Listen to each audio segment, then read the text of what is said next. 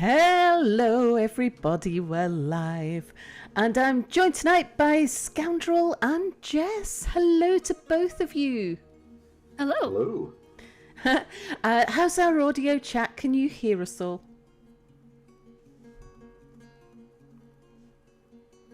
Just make sure that we're coming across okay. Audio sounding good? Good. So, today we're going to be looking at stockpiles and labour management and work orders, all of that kind of thing. I thought we would start by just saying hello to Scoundrel and to Jess. So, Scoundrel, would you like to just introduce yourself, let everybody know where they can find you, and tell us a little bit about when you started streaming Dwarf Fortress, when you started playing. What's your origin story? Oh, we're going to have to go back quite a long way for that.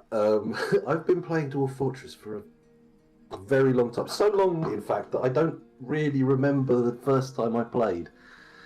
You can find all my online stuff at _scoundrel_m because I absolutely hate being able to be found on the internet. I've got those sweet underscores in there just to make sure I never ever get found.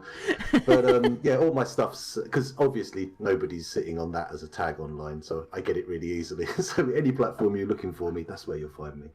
But the first time I heard about Dwarf Fortress, I was listening to a podcast on the One Up network from ages and ages ago, and there was a journalist on there called Sharky, and he was talking about this game where he'd booted it up and it had these really basic ASCII graphics, but he tried to set up a fortress, and because he hadn't brought an axe with him, he couldn't chop down any trees, and all of his dwarves starved. And then the next time he played, he turned up and immediately got torn apart by wolves and stuff like this. And I was going, "Oh, this game sounds interesting. Maybe I'll give it a crack." And then at some point after that, which must have been in 2005, I will have downloaded it and played it for the first time. And the only thing I really know as a date is that it was just after they added the Z levels.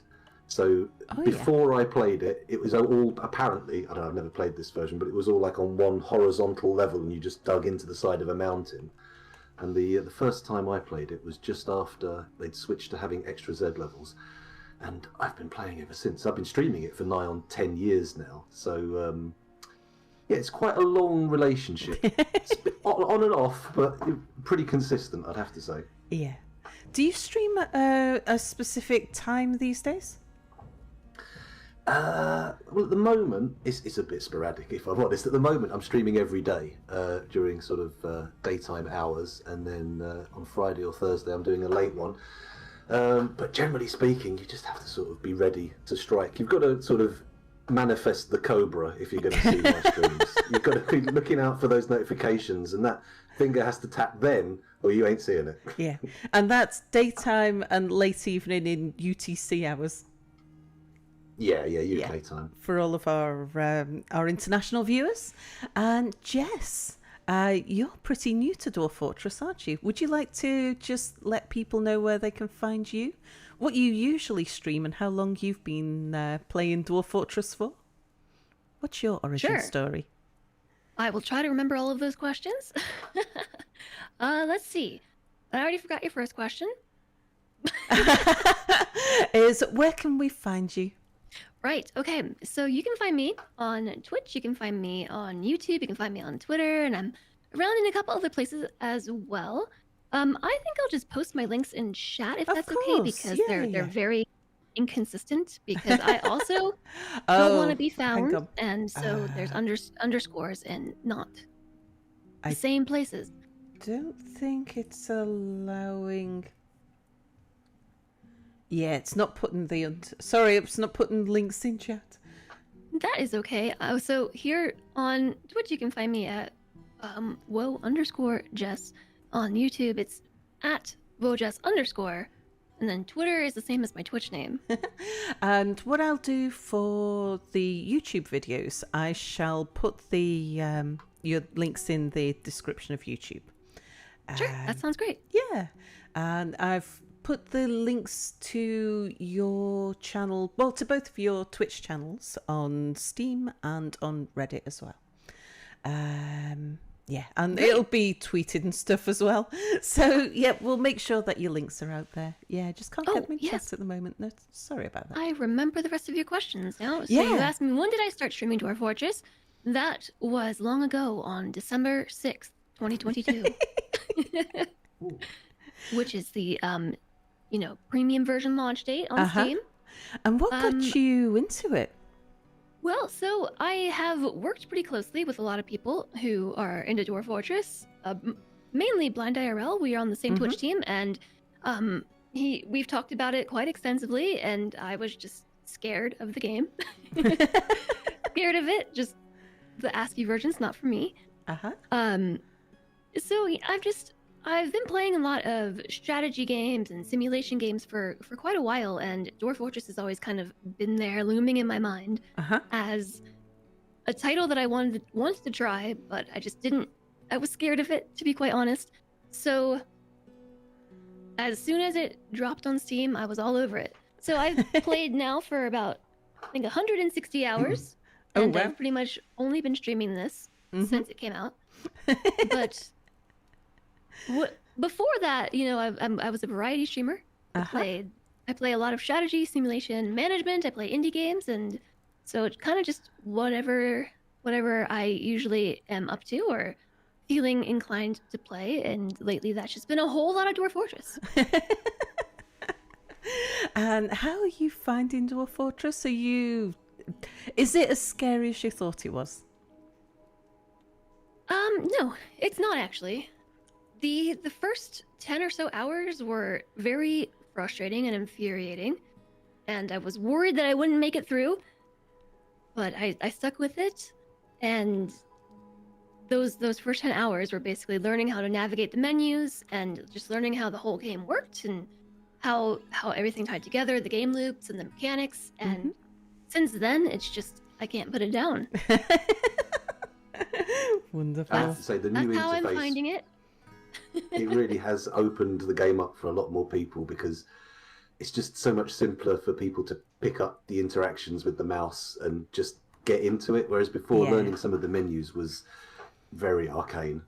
And I find as a streamer, when I stream Dwarf Fortress on my own channel, that it's a lot easier for the non-Dwarf Fortress players to follow what's going on in chat. So it's made it easier for me to stream Dwarf Fortress more frequently without losing my regular viewers who don't play it themselves. Yeah. Yes, it's much easier to read what's happening. Yeah. Like I've gone to multiple Dwarf Fortress streams. Like I said, one of my teammates is like, he's only streamed Dwarf Fortress for a few years now. That's not a couple other things too, but mostly Dwarf Fortress. And I've tried very hard to go and watch and figure out what was happening, and it was just, I don't know, nonsense to me. Just symbols bouncing around everywhere, and I just yeah. And yeah, with the premium release, it's just so much more accessible to non-players, I've found. Monty the Bot in chat says, particularly for Jess, how have your viewers been reacting to the game as something that your viewers wouldn't normally see you play? How are they finding it? So I think I have sort of a split audience with this. I have a number of people in my community that just jumped right on Dwarf Fortress as well. And we've kind of all just been learning and enjoying it together. And I also think that there are a handful of people who are just like, this is not a game for me, and haven't really been by since I've been going so hard on it. But for the most part, I have a lot of people who are very interested in learning. I try to make my streams approachable for both experienced players and newer players. Yeah. And so I try my best to explain what's going on and just sort of translate what I'm thinking to viewers and stuff. So Yeah. generally I think it's been a pretty good reception. Excellent. talking about what's going on, the screen that you can see in front of you at the moment, chat, is Scoundrel's Fortress. And I'm definitely going to want to know what's going on in this fortress, because there's some interesting and crazy things there. But Mighty Mazduran. just before we get into that, on our Saturday streams, one thing that I try to do is to tell a bit of a story first. And I have found a story deep down in Legends that I'm going to share. So I'm just going to switch over to my Dwarf Fortress. And so this is the story of a Wolfman Necromancer. And we are in a land called the Realm of Legends. So for people who want to know where the stories live, I went into Legends mode, and I was just having a poke around in this world to see what I could find. And one of the places I often start is with the codices and scrolls, etc. And I was having a look through, and I found this particular book called Suspicion in the Modern Era. And I thought, Suspicion in the Modern Era, huh? That sounds suspicious. So I opened that up and had a look at this. And this is a 26-page essay entitled Suspicion in the Modern Era, authored by Nedu Yathiniavira. It concerns the failed attempt by the Wolfman Necromancer, Nedu Blockade-bound, so that's his non-dwarven name, to corrupt the human Cass Tortress in Couple Caesars in the early spring of 74. The writing is clearly organised and it artfully indulges the author's fancies. Overall, the prose is passable. And I thought that's interesting. A Wolfman Necromancer. That's not something that we see too often. So I thought we'd have a look at a little bit about Nedu's history. And he's an interesting chap. A wolfman who was born in the year 26 of unknown parentage. He comes from the forest of the Hedgemonds, but he settled in a place called Couple Caesars, where he became a lie maker. And after a little bit of time making lie, he decided to become a poet. Until becoming obsessed with his own mortality and he sought to extend his life by any means, having ambitions for which death was only a small obstacle. So he managed to get hold of Ash Patton's The Fated Funeral. And if we have a look at this is a slab. It's a slab that was created by Sish Newdaunt, who is a human goddess associated with order, rebirth, and death. So that is one of the original slabs of life and death. And so he managed to acquire this slab. And by reading the slab, he discovered the secrets of life and death, which made him an immortal and a necromancer.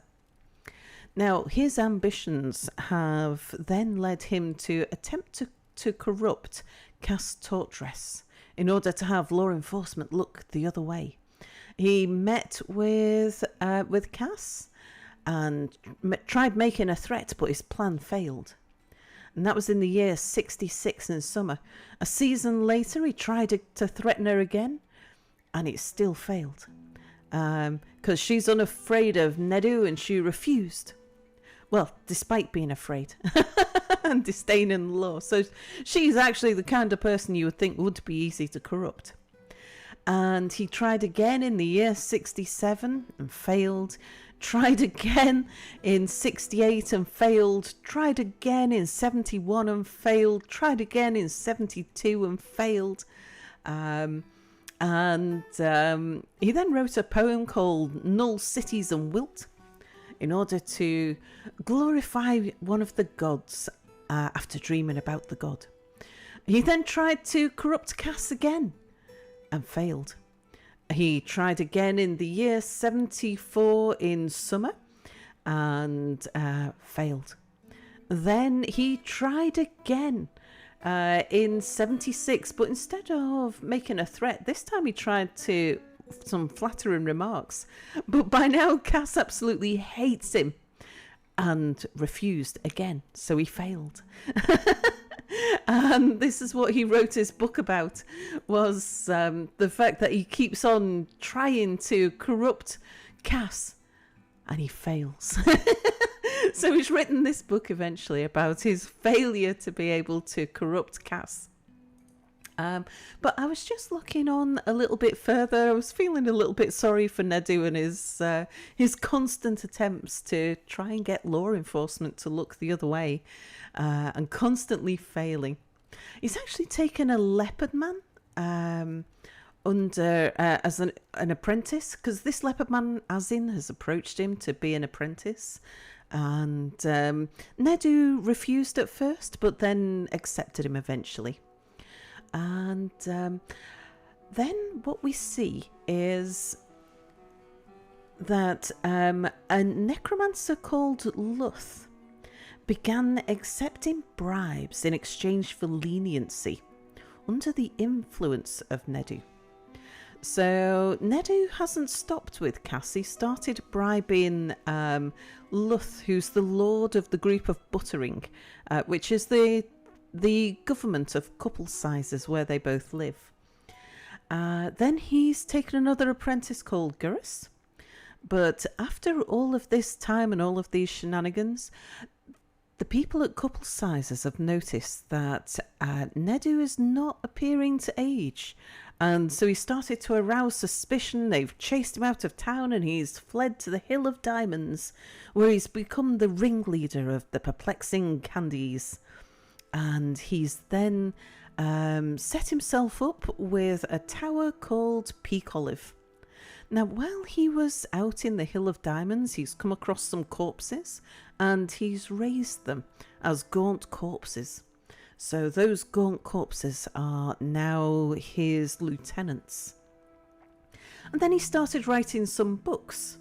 Now, I had to look through a bunch of his books, and he's particularly into writing novels. Most of his books have got no particular subject, and an awful lot of them are this series of novels called The Sunsets. He wrote The Sunsets on Lobster, and The Sunsets on Seam, The Sunsets on Societies, and The Sunsets on Dankness. But yeah, he's written a whole bunch of books, really into writing his books. But largely keeping to himself. Every so now and then he's taken on some new apprentices and taught some other people the secrets of life and death and that sort of thing. He did attempt to corrupt now this character here, Thor Robust Flute. Thor Robust Flute is has an interesting history with Nedu. The first time that they've interacted with each other is when Nedu tried to corrupt Thor to try and get law enforcement to look the other way in couple sizes. But unfortunately, threatening Thor didn't work. He's then gone on to write a bunch more books and bring a few more people back from the dead. But before we go much further, I just want to have a look at Thor. So Thor is a human, and Thor is made some childhood friends, was a poet in Buttoncell, and joined Gyrus. Now we mentioned Gyrus. Gyrus is somebody who studied under Nedu, but began an apprenticeship under Gyrus as a poet, and then moved to couple sizes in order to be with Gyrus. She had a lover, but then she got involved in a whole bunch of battles, So she was a soldier for a good while. She's made some friendships during the horror of combat. And she wrote a poem called Gravel Ever Onward in order to glorify one of her gods. Fought in a bunch more battles, and then eventually she's actually become the lady of the group of Buttering. And she's ruled from the Flaxen Stroke, where she is now the leader of the group, the lord of the group of Buttering at couple sizes. She's fought in some more battles, and then we see where Nedu tried to corrupt Thor. So Thor seems to be like a fairly upstanding kind of lady, and until she began accepting bribes from a human necromancer called Luth. Now, then things take a little bit of a turn for the worse. I can't believe it's not the group of Buttering. Because what happens then is Thor was then wrongfully convicted of treason by the perplexing Candies and the corrupt Nedu, and she was sentenced to death. So Nedu, the corrupted Nedu, has sentenced Thor to death. And Nedu then brought her back to life and settled her in Peak Olive. So Thor, after living a fairly upstanding life, was killed, caused her to be sentenced to death, and then brought her corpse back to life so that she would then live on as his human gaunt corpse lieutenant and go to live with him in Peak Olive. And she ends up staying in Peak Olive with him after being raised from the dead, wrongfully convicted of treason and sentenced to death. She was executed in Peak Olive, brought back from the dead as a gaunt corpse, and then she's been doing Nedu's evil deeds, forming false friendships and bringing other people back from the dead as well. Until eventually she was enslaved by the Big Earthen Empires, which is a human civilization, where she settled in Walkstoker, which is one of their hamlets. And the last thing that she's done before we leave her story is she wrote a poem called Strangulation Ever Onward after having a dream. Oh my. I can't help but wonder if the person that she was thinking about strangling was the Wolfman Necromancer, Nedu blockade bound. You could strip all the other stuff out of Dwarf Fortress and just leave the random name generators. And the stories, indeed. It's I'm glad I had my microphone muted because I was constantly going a little chuckle in the background at all the names. I have to say, when you said you were going to tell us a story about a Wolfman, I wasn't expecting quite so much municipal corruption and bribery. Indeed. It started to feel a little bit like The Wire at points. Yeah, I was quite taken by that story, and I feel really sorry for Thor. I was just like, no, he never did. He wrongfully convicted her of treason and then brought her back from the dead. That's so unfair. Anyway, let's move on, and we shall bring back Scoundrel's Fortress. Let me just bring that up on screen. Scoundrel, could you give us a bit of a fortress tour? Because there's some craziness going on there, and then we'll talk about our different approaches to stockpiling. We'll also need to briefly talk about my different approach to embarking, because yeah, you won't often see me play Dwarf Fortress without a volcano. I am a big fan of volcanoes, and I can't remember the last time I did an embark without one. so it's been a while since I've used any kind of coal or charcoal. But let's have a little look at the tour. So basically, I've picked this little area mainly because of the volcano here. I would have liked to have had a river or something like that just for a source of water on the surface, but it's not too bad. We found cavern water pretty quickly. This will be a greenhouse, ultimately. I've got some surface crops growing out here. Obviously, building a building out of green glass blocks around it doesn't actually mechanically in the game work as a greenhouse, but I like to build it out of glass just for a bit of RP. Otherwise, it just doesn't feel right. And I've got a little roof going on there here, but it's taken a while to build all the sand. I've only just walled the sand in this little thing here so we can access it internally in the fortress. Anyway, that's advanced stuff. Let's start with the basics. We've got an entryway here. I started flooring it with green glass because it was getting a bit messy. It needed to be wiped clean, if I'm honest. We got a lot of dead dogs out here, and I'm not entirely sure these are like purely dog piles. There are bits of all sorts of things out here, but the dwarves just will not deal with anything outside. If it happens outside, they're like, nah, I don't think so. It's the equivalent of leaving like a mattress in your front garden for years, or having a knackered car with no wheels on bricks outside, except we're pre that level of technology, so we just have to make do with dogs.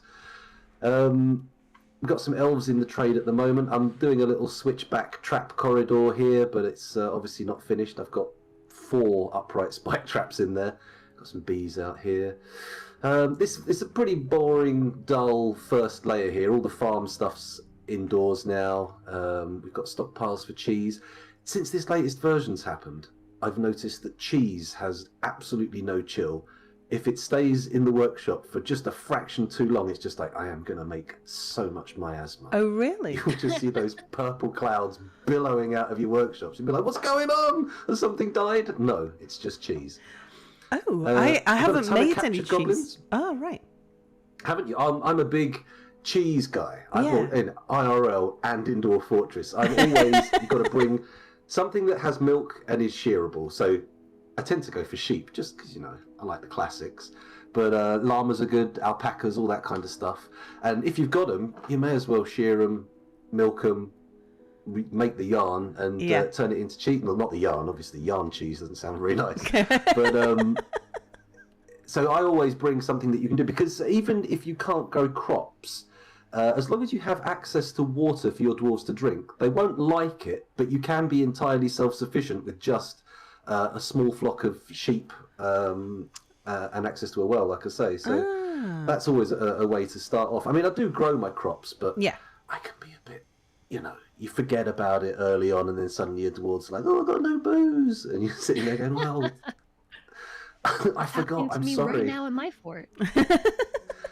Yeah, don't worry. 7 more dwarves will be along very shortly, and they'll definitely put your corpses in boxes. Don't worry about it.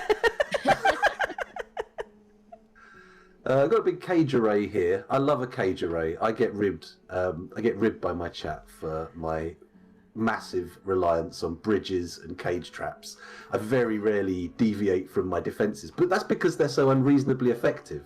Cage traps are the best, and I'm not going to accept any arguments for this. They are the best form of fortress defense. They don't necessarily stop the big stuff, that you've forgotten beasts and whatnot, but for anything else, just have a thick layer of cage traps between you and the enemy, and they're basically giving you all their stuff. They're just turning up to hand over all their gear and say, yeah, just melt this down. I don't need it anymore. I'm a prisoner now. So anyway, let's go down the floor. I've got a dormitory here. Because it doesn't pause when the migrants turn up anymore. I've missed so many migrant waves, and I've been operating under the impression that I need 30 bedrooms when I in fact need like 150 bedrooms. So I made sure that I've got tons of beds in here to make sure anyone can get a kip. And also, for some reason, the kids love playing in here. The children seem to gravitate to the dormitory with their toys, which better than the stockpiles. Yes, I did try to make a creche somewhere for the kids to stay and play using burrows, but I had to abandon that when 2 children just died of dehydration in there. It was very sad, very depressing, and I think a strong indictment of my education system. I definitely shouldn't be in charge of anything. I've got some noble bedrooms here. Just getting them up to value. I put some electrum flooring in, loads of furniture, etc., etc. You know, standard noble bedroom stuff. These are all the standard bedrooms. Now, people are always going on at me about how big the bedrooms I give to regular dwarves are, but it's a lot easier to give them like a nice space of bedroom, and then when they want something, be able to fit it in their room, than to just have these dinky little rooms with a single bed in, and then go, oh, there's not much I can do to cheer you up. There's a nice, easy, low-hanging fruit way of cheering your dwarves up is just do something nice in their bed, or make sure they've got a bedroom. That's a big thing. Yeah, fancy bedrooms really is has a big impact on dwarven happiness. That and a big dining room as well. Yeah, which is what I've got right here. This is my main dining room. Well, it's my only dining room, so I suppose I shouldn't really call it my main dining room. That's like calling this my main house. I got a drink stockpile, we got a prepared meal stockpile, a goblet stockpile, tables and chairs obviously, and I left a nice space in the middle for a dance floor just in case any of the dwarves feel like they have to boogie. I don't know what this lever's for. I've built a lever in here and I'm not sure why. It's just sort of sitting there, so we'll just let that be for now. Yeah, best not to pull it probably, just leave it be. These are just uncooked food stockpiles. I had a real big surplus of meat. We had a population explosion with a lot of my animals. I'm going to have to kill some roosters here. I got a hell of a lot of roosters.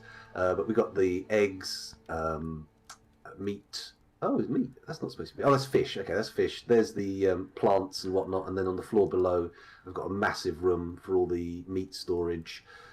Because if you want to get that in storage quick, because like the cheese, it will just go off and start stinking the fortress up.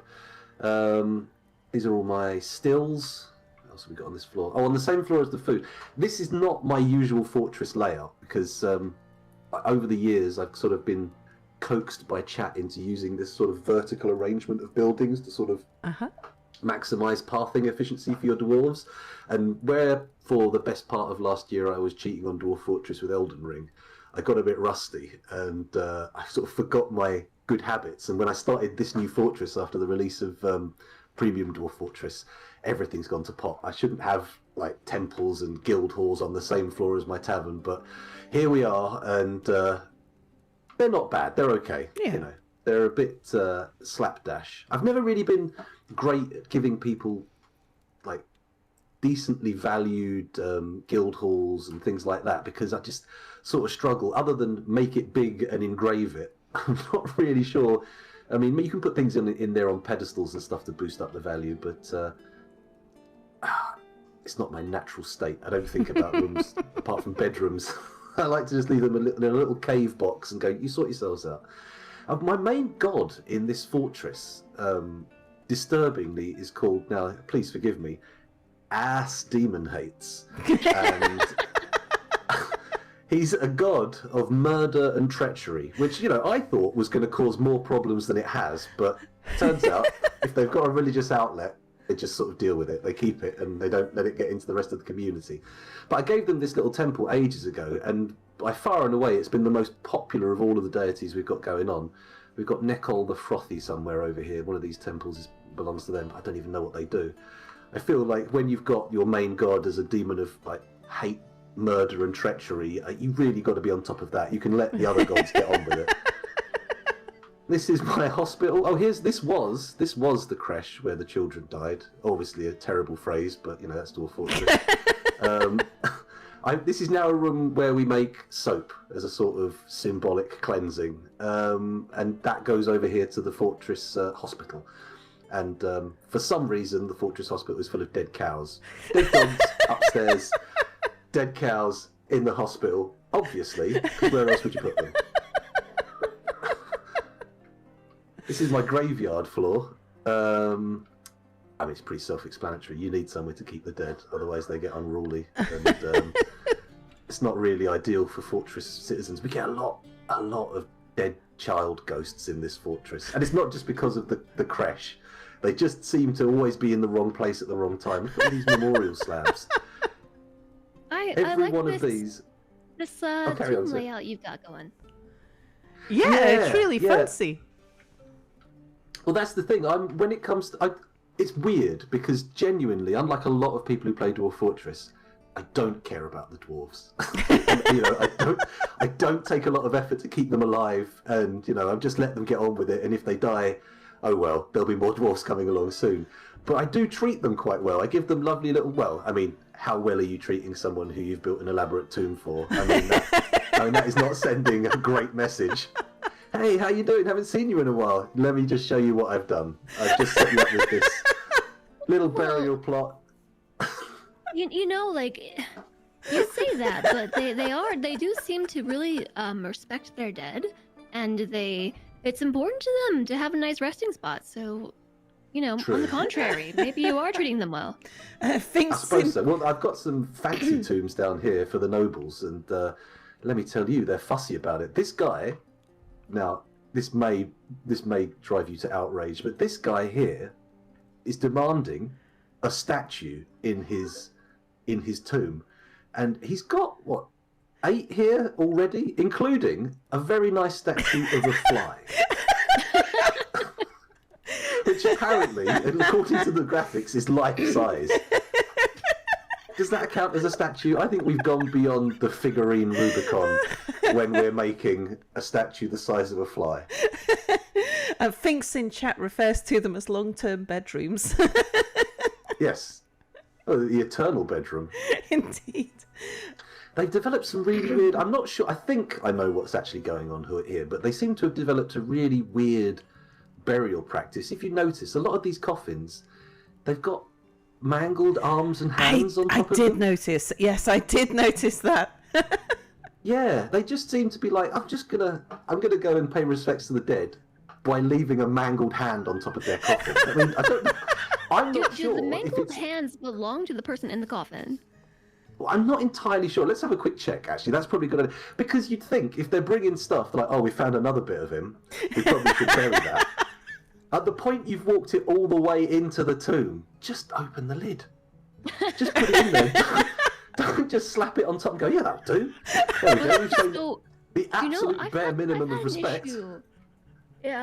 Sorry to interrupt. I've had an issue in my fort where my stockpiles, jeez, my tomb zones overlapped slightly, like across all of them, and they started dedicating a tomb to a dwarf and then putting their skeleton in an unnamed tomb. And just Yes. down the line, every dwarf had 2 coffins. It's changed dramatically since it because before you'd just stick a load of coffins down and you wouldn't even need to designate a zone for burial. You'd just have the coffins and they'd put them in the coffins and everything was straightforward and lovely. And now you've got this whole I like the multi-room designation thing, don't get me wrong, but I would like to be able to do it on just coffins in a room, because each of these I've had to go through and do the individual zone on each one. Yeah. It's a little bit tedious, but you know, I suppose nothing to really complain about. Anyway, yeah, they keep leaving. It does look like some of these body parts do belong to the person in here. So we've got what, Olin, and forgive me, I like to do accents. If they're going to put accents on the letters, you've got to at least do something with it. You can't just let it fly. And I like to go high pitched on these little what is that, a diacritic? Something like that. And that's one of the Motorhead things. Umlauts. Mm-hmm. Umlaut, that's the word.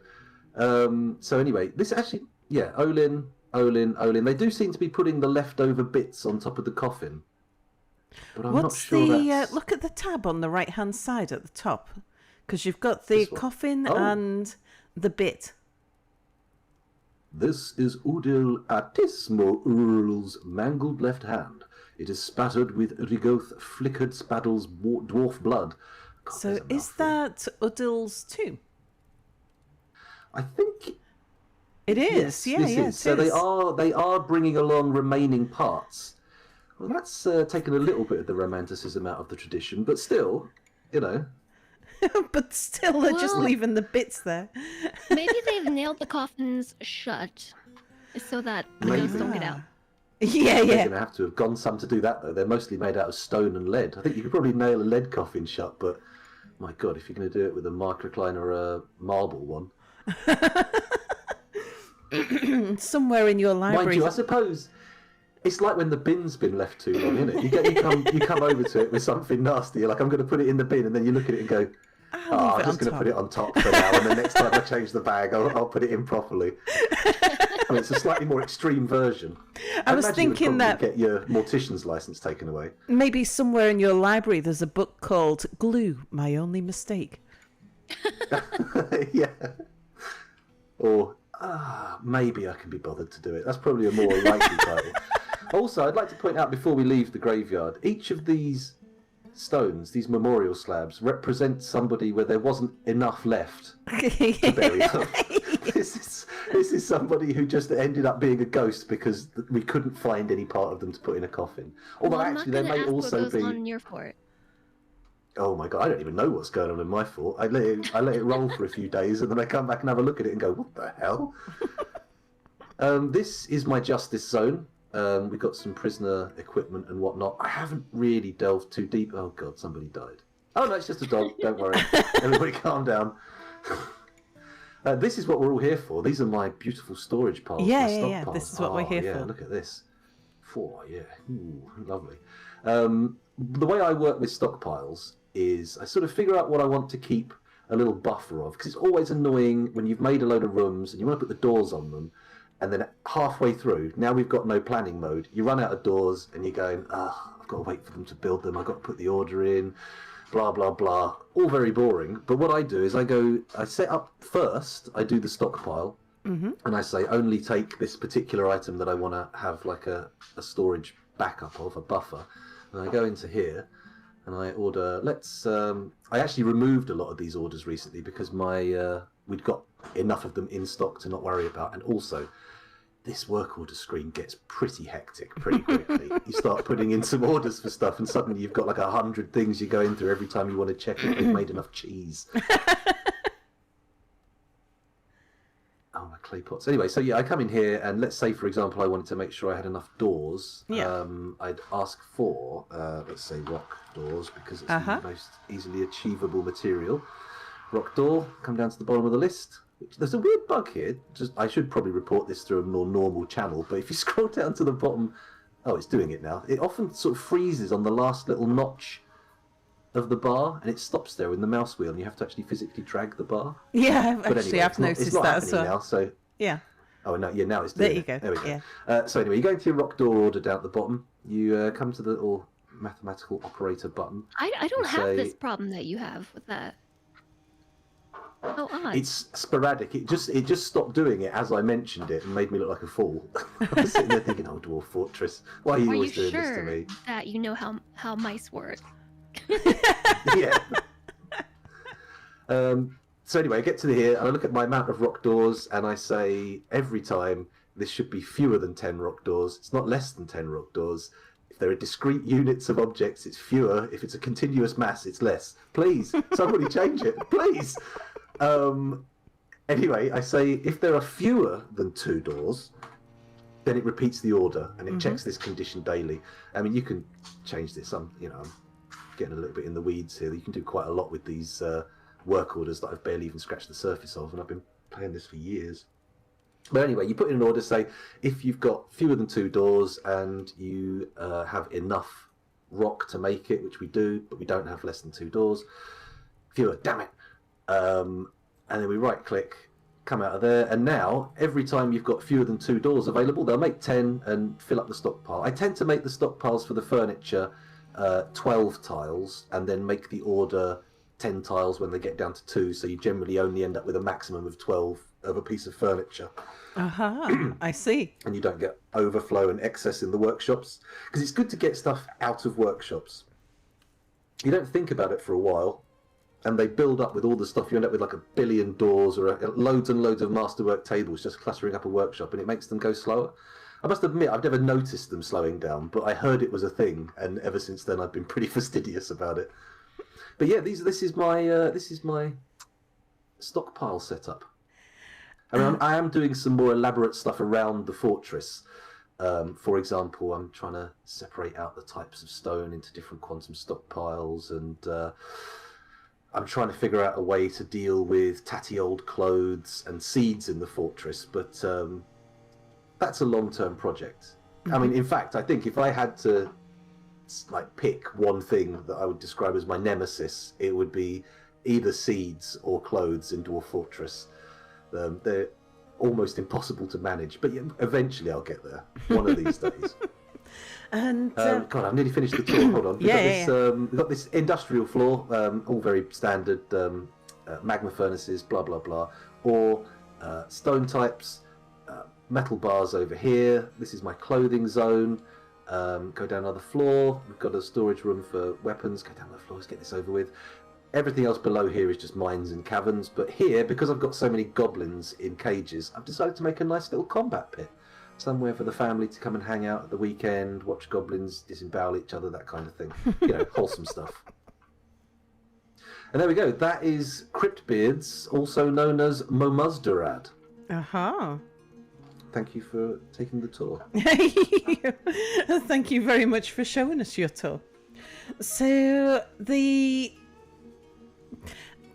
you have a big difference with how you manage stockpiles compared to how I manage stockpiles.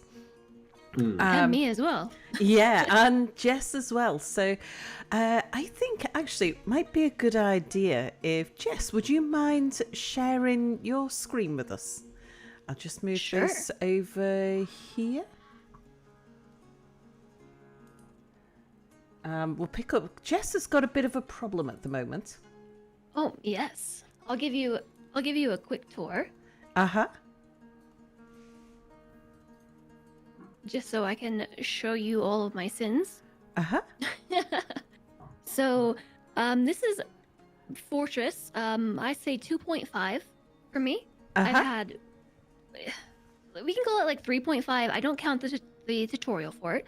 I have one fort that I built up and learned all of the mechanics, and then I retired it, and then I started a new fort that was just drowning in aquifers, and so I retired that one as well and started this one. So this is Fort 2.5. Excellent. I have been, how to put it? I have not been taking care of my dwarves. I've been neglecting them, only partially on purpose. I even have the queen living here, and not one thing is satisfied for her. And I'm kind of like, I'm just being a stickler about it. How long will she last? I'm sure that's why I have such angry dwarves. For science. So this was originally supposed to be the temporary fort because I wanted to build a big project. And so I only have made like 30, 40 bedrooms because I was intending on moving. And so I've only got, I think, one stockpile here, and this is prepared food, and oh yes, and drinks are up here, and we have none. Don't mind that. There are no drinks. We very suddenly ran out. Like, we had thousands and then we had zero. So that's a future me problem. Mm-hmm. So I started expanding and then gave up on it because I was working on that too, but this. So this took me such a long time to build. It is a 6-layer hall. 6-layer deep hall. Yeah. And afterwards I also have a volcano, by the way. So I dug out a little volcano moat, and we finally filled it. And I've also been working down here, my first try at a pump stack. And that goes all the way up to the very tippity top of my fort and dumps water down the main staircase. Excellent. And it does work. That's pretty good for a second fortress. Yeah, so we dump it here. And so like it drops here, we pump it up and then pump it back down to the outside. And then it runs this way and powers all these little water wheels. And then runs off the edge of the map. And it does work. It would work, I think, excellently if the brook that I'm pulling it from didn't freeze. Yeah. So that was a noob mistake. I started up my systems and then was like, oh, yeah, the brook's frozen. Oops. So that's also a future me problem. So both of these projects I've been working on almost exclusively, and just in exchange for the neglect of my dwarves. You're making a wonderful fortress for the future for them. Their children will, the children of the survivors will be very grateful for the sacrifice of those who came before them. Yeah, And a very, very so beautiful layout will be left behind when everybody's dead. So also, I started transitioning my dwarves from up here Uh-huh. to down here. Uh-huh. And so this right here that I've turned into like a proper entrance actually used to be my main stockpile. So I had to move my main stockpile so I could build a proper entrance. And that instead has gone here. Uh-huh.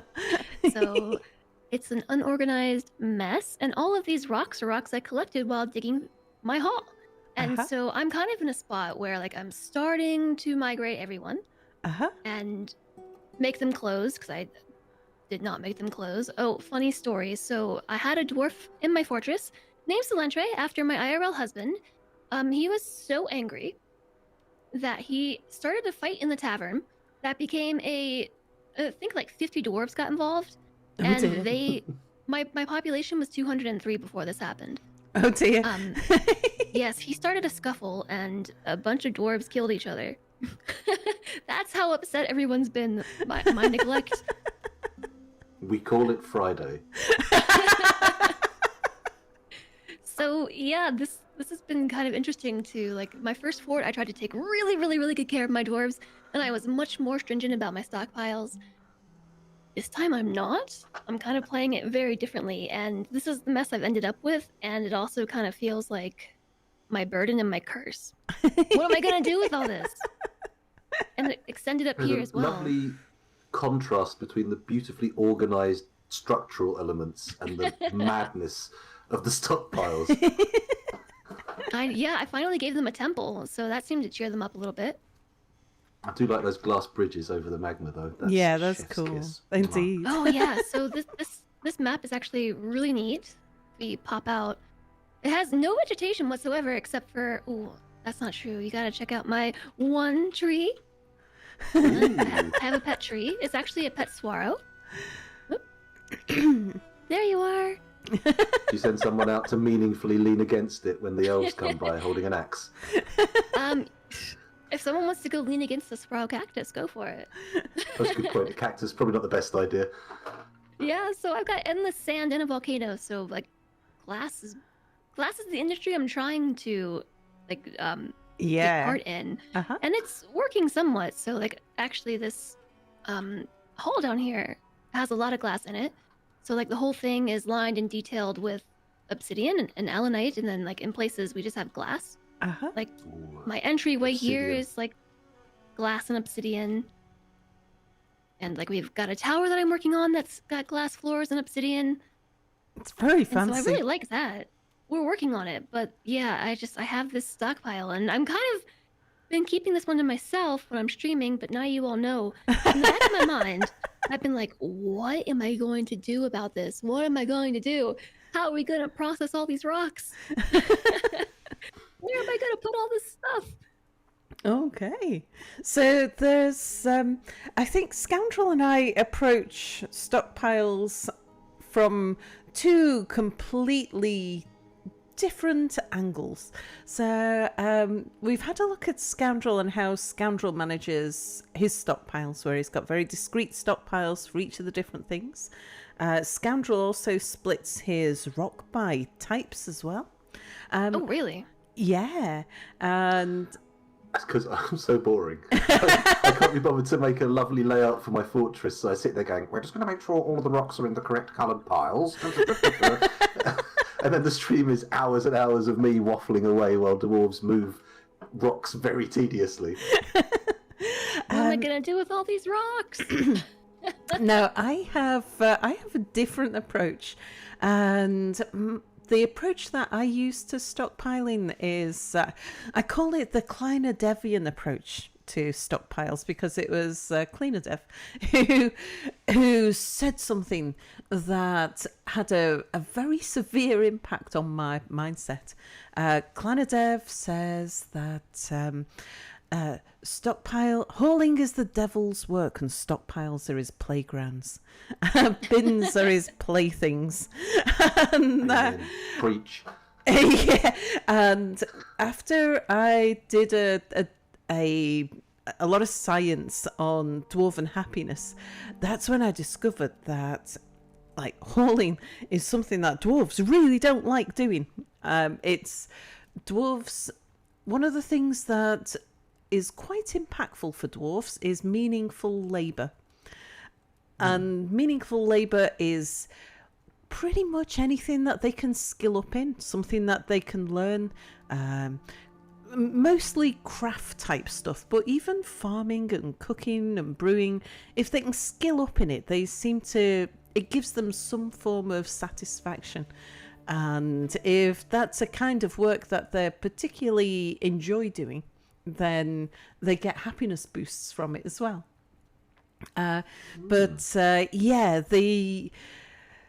I used to put little stockpiles around my workshops so that like the rocks were there for them, and they'd each have a wheelbarrow in each of the stockpiles.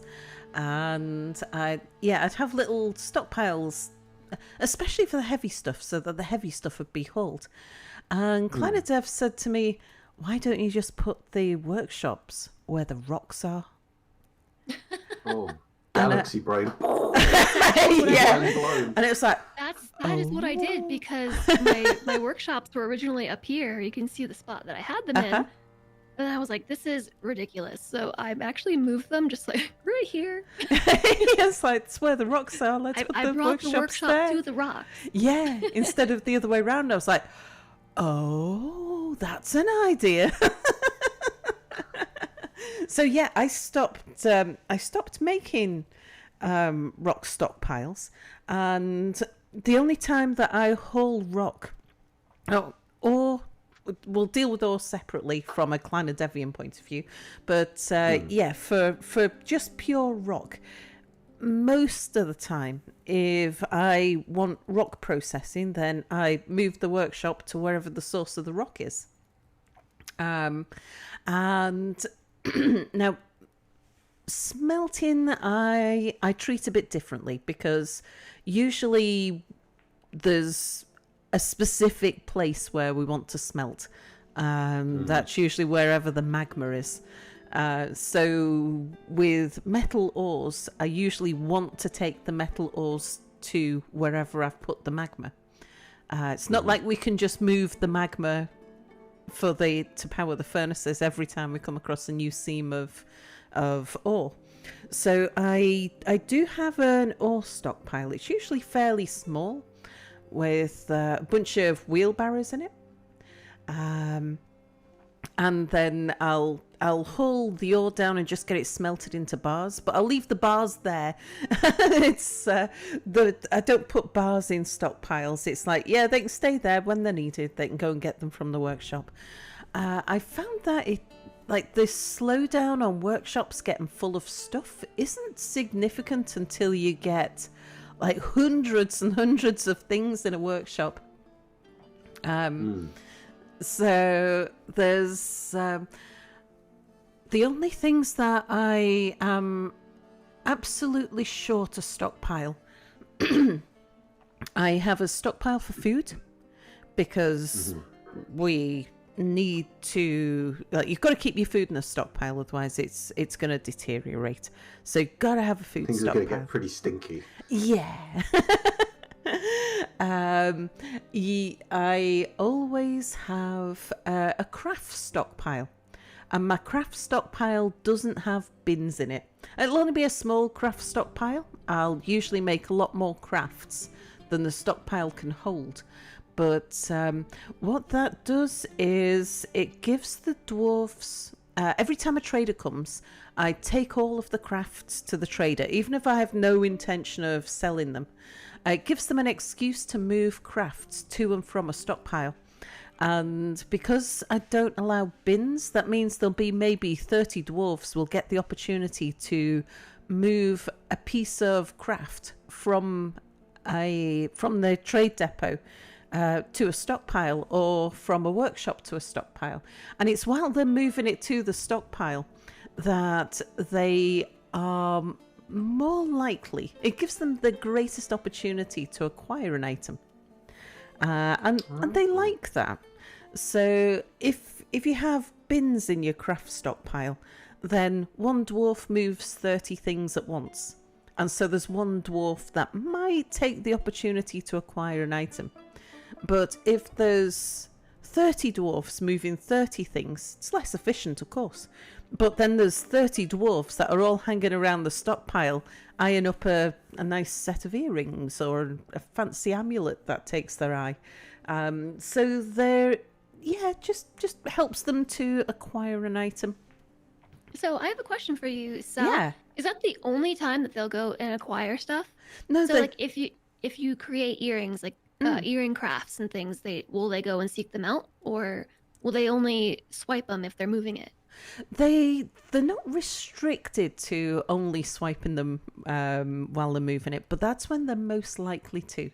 So it seems to be that if the dwarf is on the stockpile, so I'm not sure whether the mechanics behind it are something to do with maybe line of sight or something, but it seems to be while they're actually at the stockpile, that's the point when they're most likely to grab something. So whether it's the calling to the stockpile of the dwarfs, or whether it's the thing is in a stockpile, therefore it's available, I'm not sure which of those two things it is. Like, get the dwarf in the vicinity of the stockpile, or get this thing in a stockpile so that any dwarf that wants it can take it. But it's definitely one of those two things. And so by just laying out a selection of crafts in a stockpile without a bin, and then moving them to and from the stockpiles, yes, really does improve the chances that a dwarf will acquire that. But yeah, which of those two mechanics, I'm not sure. Are you... Oops, that's not the right button. Are you able to store things in bins in one stockpile and then not in another? Bin list somewhere else? Yeah, so if you wanted to put down another stockpile for crafts, or if you're a scoundrel, you might want a separate stockpile for bracelets and amulets and earrings. Oh, definitely. I thought that'd be more up your street. So you could put down a separate individual little stockpile. As long as the stockpile that it's coming from allows bins, but doesn't allow the thing that you want moving, then they will take something out of the bin and move it to a new stockpile. Might be easier actually if I load my fortress and just show how that works. First time seeing this little sub menu here. Ah. I just discovered this sub menu. Yay! Yeah, there's a bug in that. If you change what you're putting in the stockpiles, it automatically goes back to defaulting to maximum. All the bins. Yep. It's so frustrating. Yeah. I'm just going to move your fortress off to one side, Jess, and then I'll load my fortress. And I'll do a screen share with you guys so that you can see my fortress. All right, 1 second.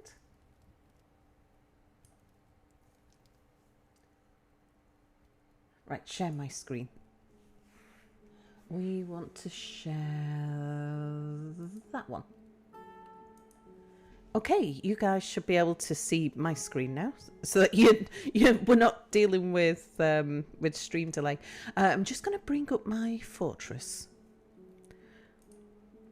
Planet of...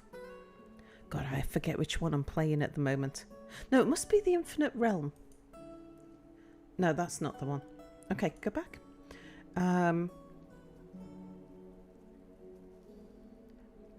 Dimension of Death. No, not the Steamy Fortress of Pants. Plane of Dawning. Purple Pants, that's the one. Yeah, you might detect the hand of chat. Hashtag blame chat. Always blame chat. Indeed. Yeah, I'll just bring this up and I'll show you how I handle how I handle my stockpiles. And also, if you have a thing in a bin that you want to get out of a bin, I'll show you how to do that. Oh, please. And do you not know this trick, Scoundrel? You would be surprised at how many tricks I don't know. Do you know? It's amazing how long I've managed to play Dwarf Fortress for and how little I've managed to learn. This Well, is it goes to show you how versatile the game can be. yeah. This is something that amuses me no end. I'll watch a dozen streamers, and some of them will have been playing the game for a decade. Some of them will be fairly new to the game, like you, Jess. And I will learn something off both the old players and the new players. And it's surprising that every time I watch Dwarf Fortress, there'll be something I didn't know. And that can be something, like I say, that a new player's discovered that I didn't know. It's it's remarkable. I was laughing when Alexandra from Kitfox was doing a tutorial playthrough. Alexandra had never played Dwarf Fortress, and so she was streaming. She got Tarn to help her learn at first. Tarn and Zach were helping her.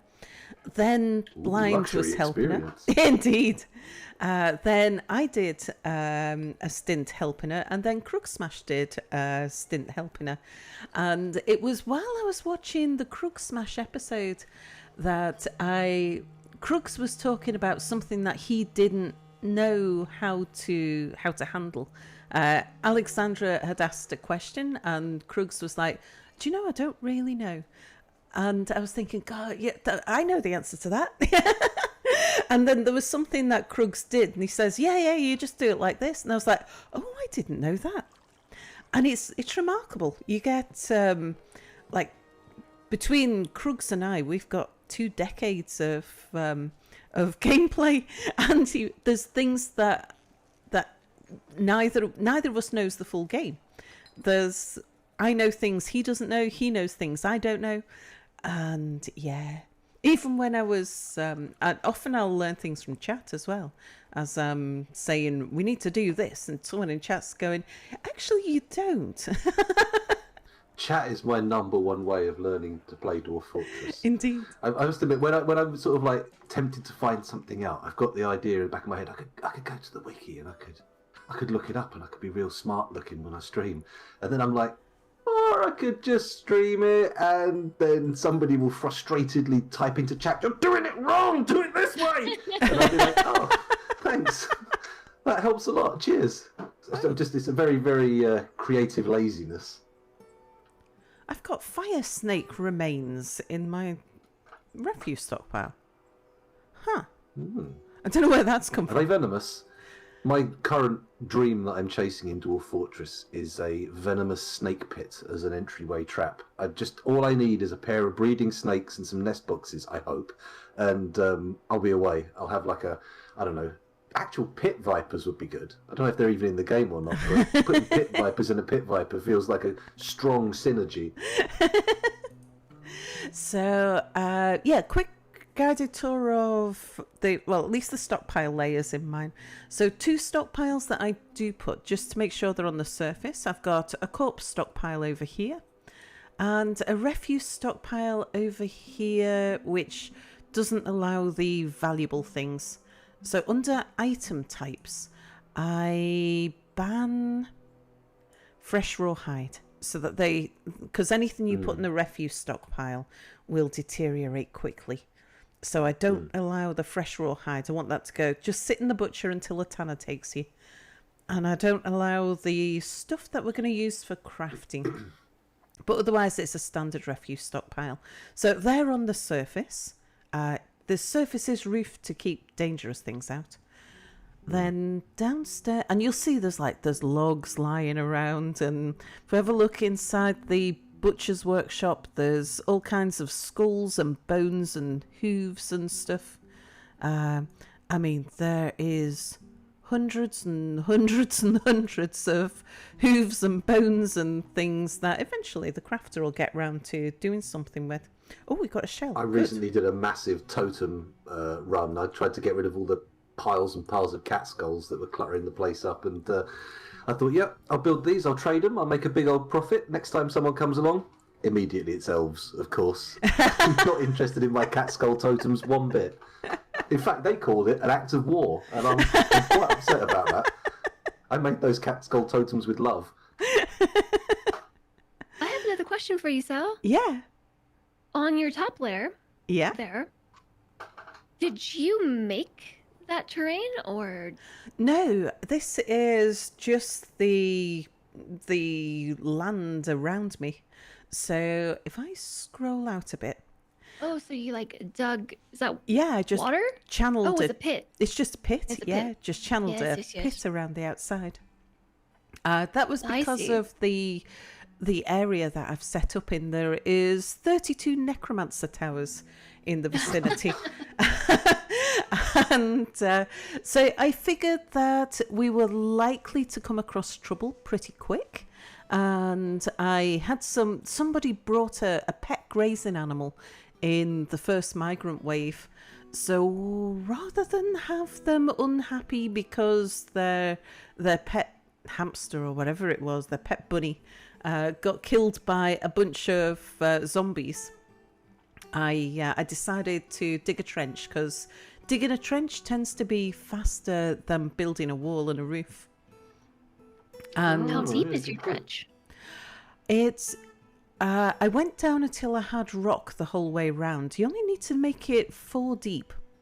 So as long as the top layer, you've got 2 layers that stick out, and then 2 layers that come in by one. So for those familiar with Minecraft, almost everything except the flying creature, treat them like spiders. Almost everything can climb a wall, but nothing can climb an overhang. As long as the overhang is too high from the ground. Oh, too high. Yeah. Oh, I see. So if the overhang is only 1 high, I then need to make notes for my fighting pit. then some things can jump and grab the wall a layer up. I think, if I remember right, they can't grab a floor, but they can grab a wall. There's something like that. But if you make it too high, they can't do anything. And that usually suits me fine. So, and I try to make it so that it goes down to stone level, because that means I'm not going to get any trees down here. And if I've got no trees, I don't need to worry about a tree growing and bridging the gap. And that's why this is the width it is. It's an 8 wide trench, because before I put the roof on, and it took me years before I got the roof on, I had trees growing inside this area, and the trees that were growing right against the edge, even before I put this wall on, I'd have trees on the edge, and they would grow out to a maximum of 3.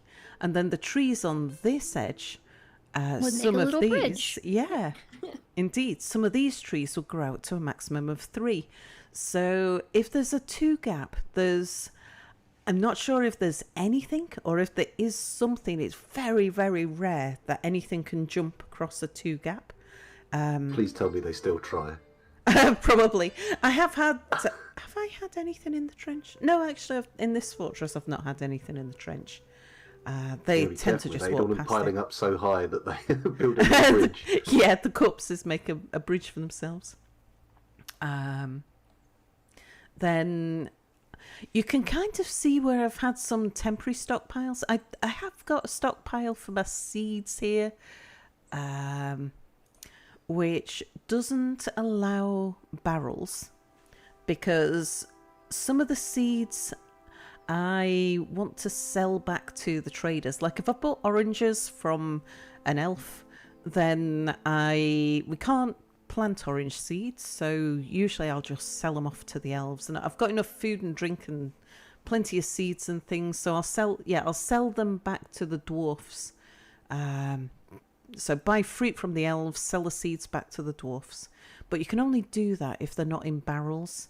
So I do put a seed stockpile near my farms, because this is one of those situations where I can't move the farms to where the seeds are. So I Is might that as it well won't bring work the seeds. because the elves won't take the barrel, or It's the bags. Well, yeah, with selling it back to the elves. You can't sell seeds to elves these days because the elves are upset by any form of cloth or leather at the moment. elves? Yeah. Honestly, The elves and their distaste of dwarven goods has been buffed quite a bit in the premium release, or in I the don't know why they bother coming. 0.50. What are they expecting to get? Well, they get a lot. Gems. They get a lot of gems and crafts from me in return for war grizzly bears. So I've started breeding war lynxes at the moment. Might even be giant lynxes. I'm not sure. But yeah, seed stockpile I've next really to been meaning to farms. play with the raws to get some exotic war trainable animals. Along with my venomous snake pit, another long-standing dream of mine that's only going to work with mods is war trainable chimpanzees, because I think that would be a force to be reckoned with, and war trainable bees, because just imagine the horror. Every enemy suddenly becomes Nicholas. I should Haunted Putty, if you're in chat, war trainable bees. We need a mod that does it. Haunted Putty's been working with bees in wasps. mods. I feel like wasps have more military application than bees. You know, they're a bit more resilient. I mean, we do have like killer bees, invasive killer bees here, Sure. like killer wasps or something. So, yeah. So food stockpile here. I don't stockpile my mugs. Again, this is another Kleiner Dev thing. So Kleiner Dev was asking me why I stockpile my mugs. And I said, well, so that they're near the alcohol. And he said, but if you don't stockpile them, then what'll happen is a dwarf will need a mug. They'll find a mug somewhere, and then they'll carry it to the food stockpile, or your drink stockpile. Then they'll take a drink, and then they'll drop the mug on the floor next to the alcohol. There's one there. Okay. So this is a pot of wine. A dwarf has brought a mug to the pot of wine and then just dropped it on the floor. And they don't move them anywhere else then. They just stay in your alcohol stockpile right next to the alcohol. So they're not stockpiled. You're blowing my mind. Nobody actually comes and moves them. They're where they need to be. And they don't take a space up in the stockpile because they are not a stock. They don't belong in this stockpile. So if something gets into a stockpile, say that like there's a couple of gloves on the floor there. Those couple of gloves aren't taking up space in the stockpile. The pineapple wine pot. That belongs in that stockpile, so that is taking up space in the stockpile. So yeah, so the mugs don't take up any space in the stockpile, but as long as there's a spare mug, then the dwarfs don't need to move any mugs. They just go to the nearest pot of alcohol, and there's usually a mug right next to wherever they need to be. So my mugs get made at a crafts workshop and then just find their way up here. So, how do flasks work versus goblets and mugs? So flasks are carried by your military, and if I generally avoid flasks and backpacks unless I'm sending dwarves out raiding. They're particularly useful if they're going out raiding because you don't want a dwarf to be halfway off a map and then decide he's really thirsty and then turn around and come back for a drink. So flasks will stop a military dwarf from going to an alcohol stockpile to drink. But that only works with the military. So everybody else will go to your alcohol stockpile for a drink. But yeah, the military will drink out of the flask wherever they are. I can stop putting drink stockpiles in my barracks then. Yeah, you don't. Because they'll just drink it out of the flasks if you give them flasks. There is a bit of a problem with backpacks and food. because the food will still continue to rot in their backpacks if they don't eat it fast enough. And they have a tendency to dump the rotten food in bedrooms. But it's still their rotten food, so it can be difficult to get them to move the rotten food to a refuse stockpile. So yeah, backpacks are a bit awkward. I try to avoid having backpacks in my fortress. It's less of an issue with flasks, but definitely backpacks, especially if they take their backpack off and drop it somewhere, and then before you know it, you've got miasma spilling out everywhere. This is my little craft stockpile that I was talking about. Keep it near the depot because that's where most of the hauling's going on. And it's doesn't allow bins, although it might have defaulted. Nope. Yeah, I'm saying now that I've clicked on it, it might have defaulted. So that allows things like, I've got lots of totems in there at the moment. We've been on a bit of a totem creating binge.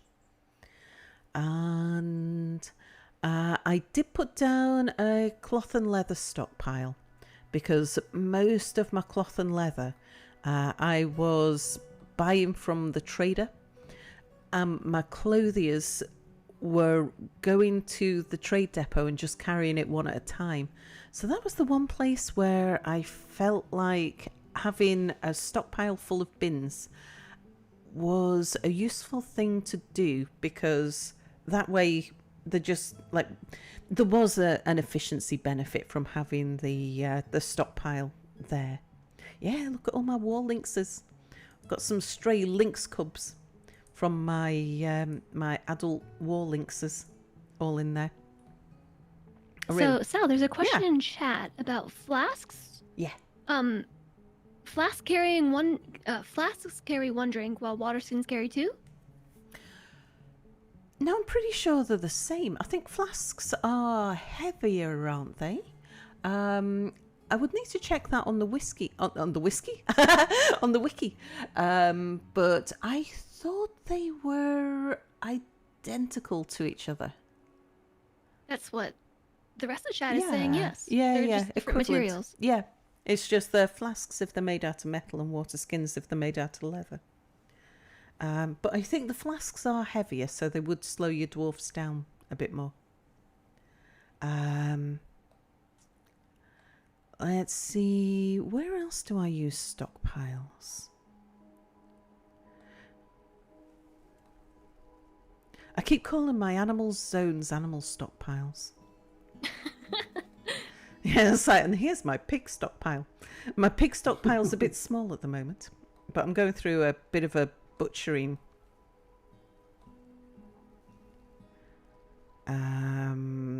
Spate. I really miss Auto Butcher. It was so useful. Indeed. No stockpiles there. As you can see, I just leave the rocks and things lying around on the floor. Eventually they'll get used up.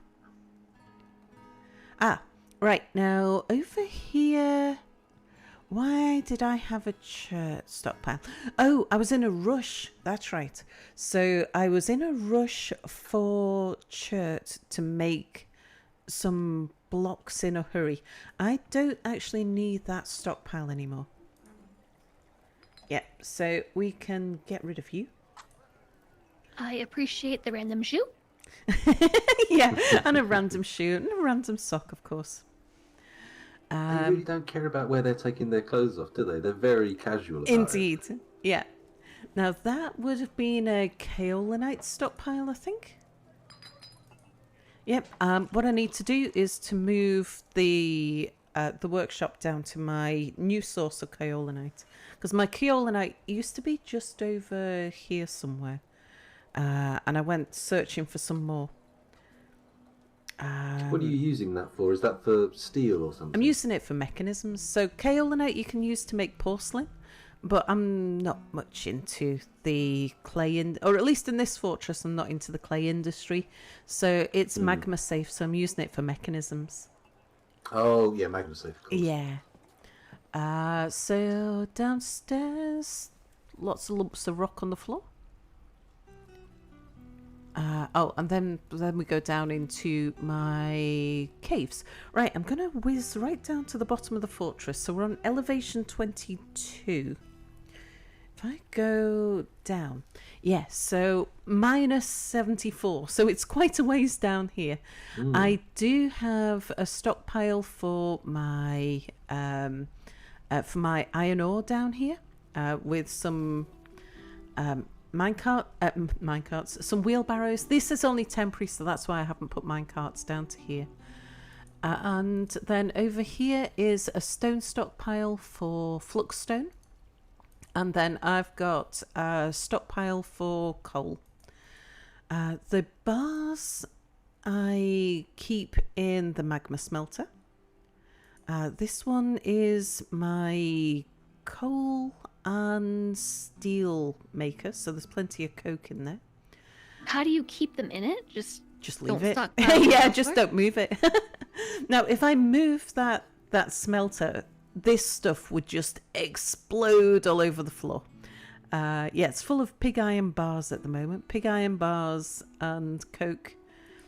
And this one is full of copper, silver, gold. Is making some iron bars at the moment. So from this I infer then that these workstations just have infinite. Yeah, they've got infinite storage? storage room. Indeed. They do clutter and slow down your workers if they get too full. But I'm not actually sure how much they can fit in there before they get too full. Because mine have got an awful lot of stuff. And yeah, I don't seem to be having problems with them becoming cluttered.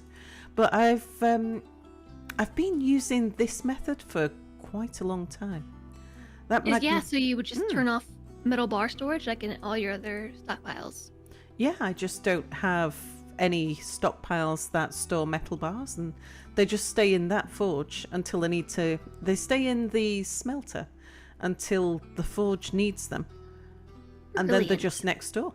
So, yeah. Brilliant. I mean, this is mind blown. This is a really odd little set. This is a very temporary smelting forge, though, because the only magma I could find at the time was this tiny little pocket.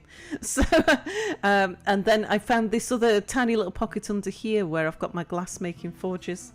So same thing here. I've got a sand collector on the surface. Well, a sand collector upstairs. And then down here is where I'm making all of the stuff that I need for my pump screws. But I just leave them in the furnaces. I did eventually find the magma sea. And I'm building a pump stack at the moment. In fact, I need to have this pump stack done for Monday, because on Monday I'm going to be looking at powered water wheels. But yes, been building a pump stack here so that we can bring the magma a lot higher into the fortress. That looks very different than a water pump stack. Yeah, it is a bit different to a water pump stack. And I'm going to flood this area here with magma. And then I'll have my magma forges and workshops up here.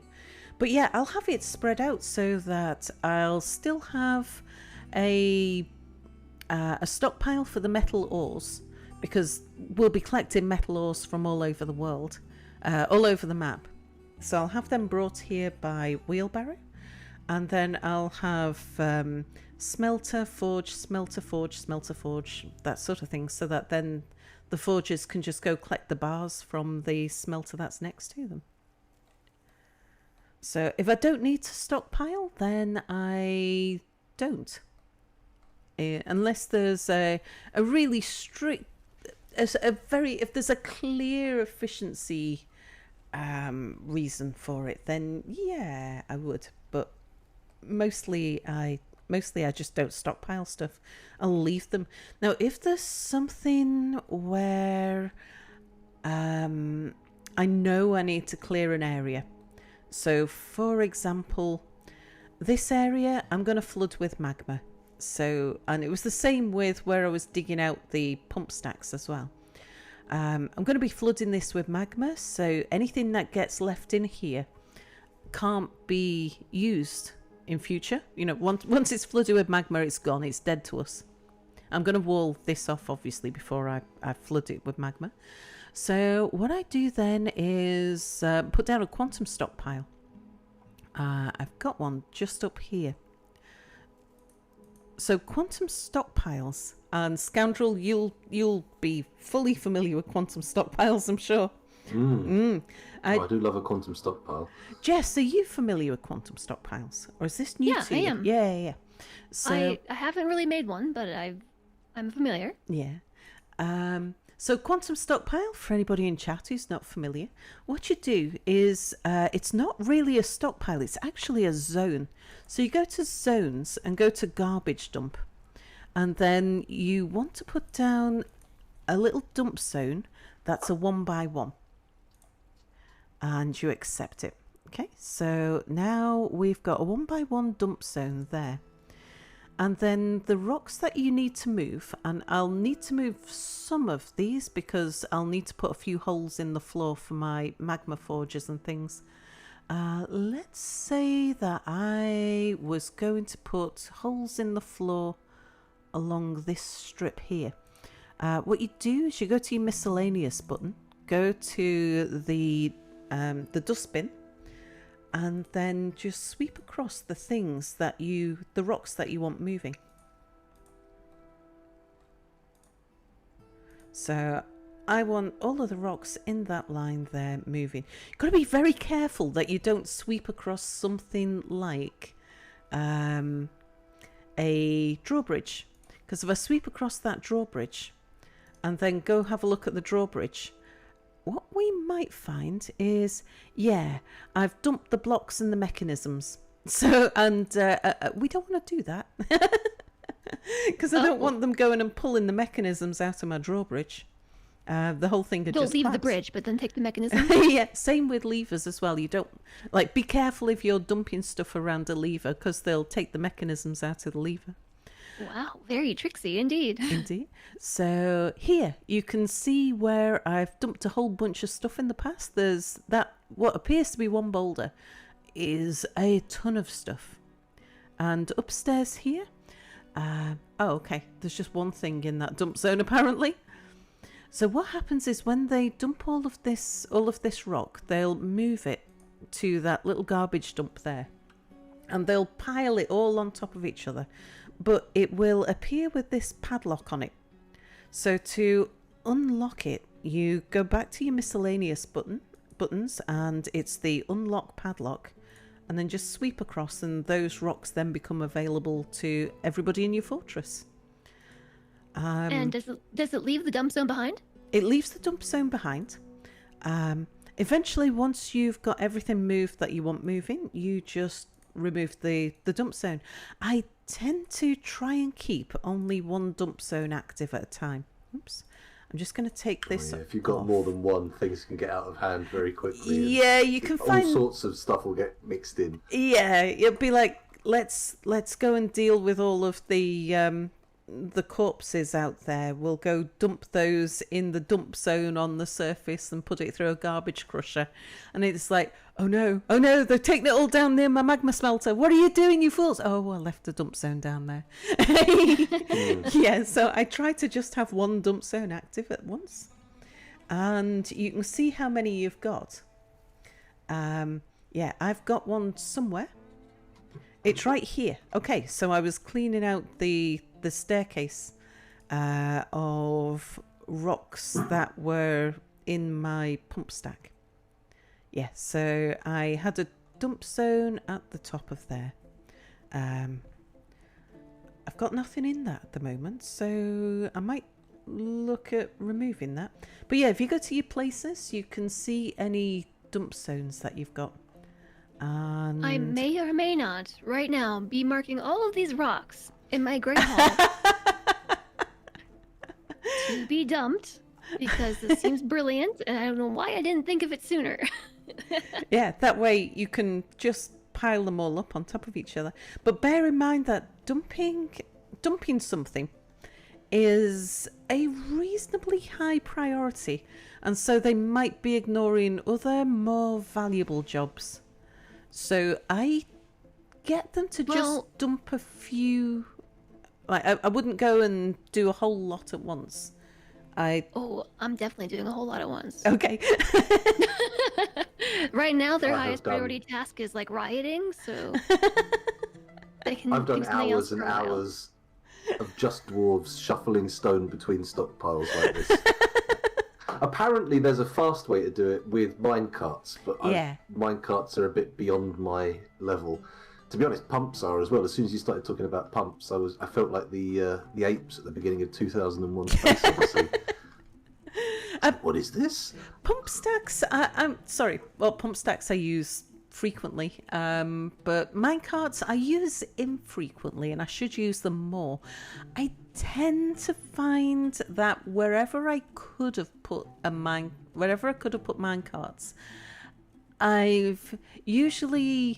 it's usually an inconvenient moment to do something. I mean, I should plan on having minecarts down to here, because this is going to be a permanent setup.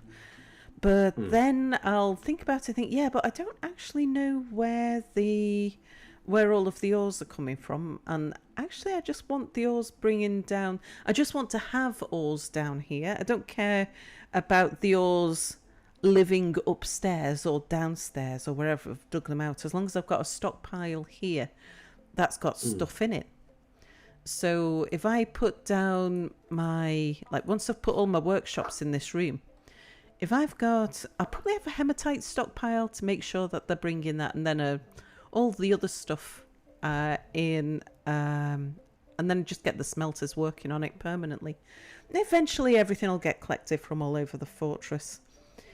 And that just seems more convenient than using minecarts, but I'm going to bring somebody in to talk to us about minecarts in a future. It'll be a Monday night stream. I'm bringing in consultant. Yes, we're going to bring in a minecart consultant to talk about what's the best way to use minecarts for efficiency. I think we're bringing in Formal Blizzard, who was the designer of the quantum minecart shotgun. Which is so we're going to be doing minecarts for efficiency and fun on a future stream. I think that's sometime in February. I think that pretty much covers stockpiles. How are you doing clothes, Scoundrel? Clothes. Normally, when I say clothes, I do it in the style of William Shatner screaming "Khan." I'm trying to keep the audio levels nice and steady here. Clothing for me is one of those things. You have to do it in bulk. You have to designate the dump orders from the stocks menu, really. Otherwise, you can't go around looking at where all the clothing is and saying dump this, dump that, dump this.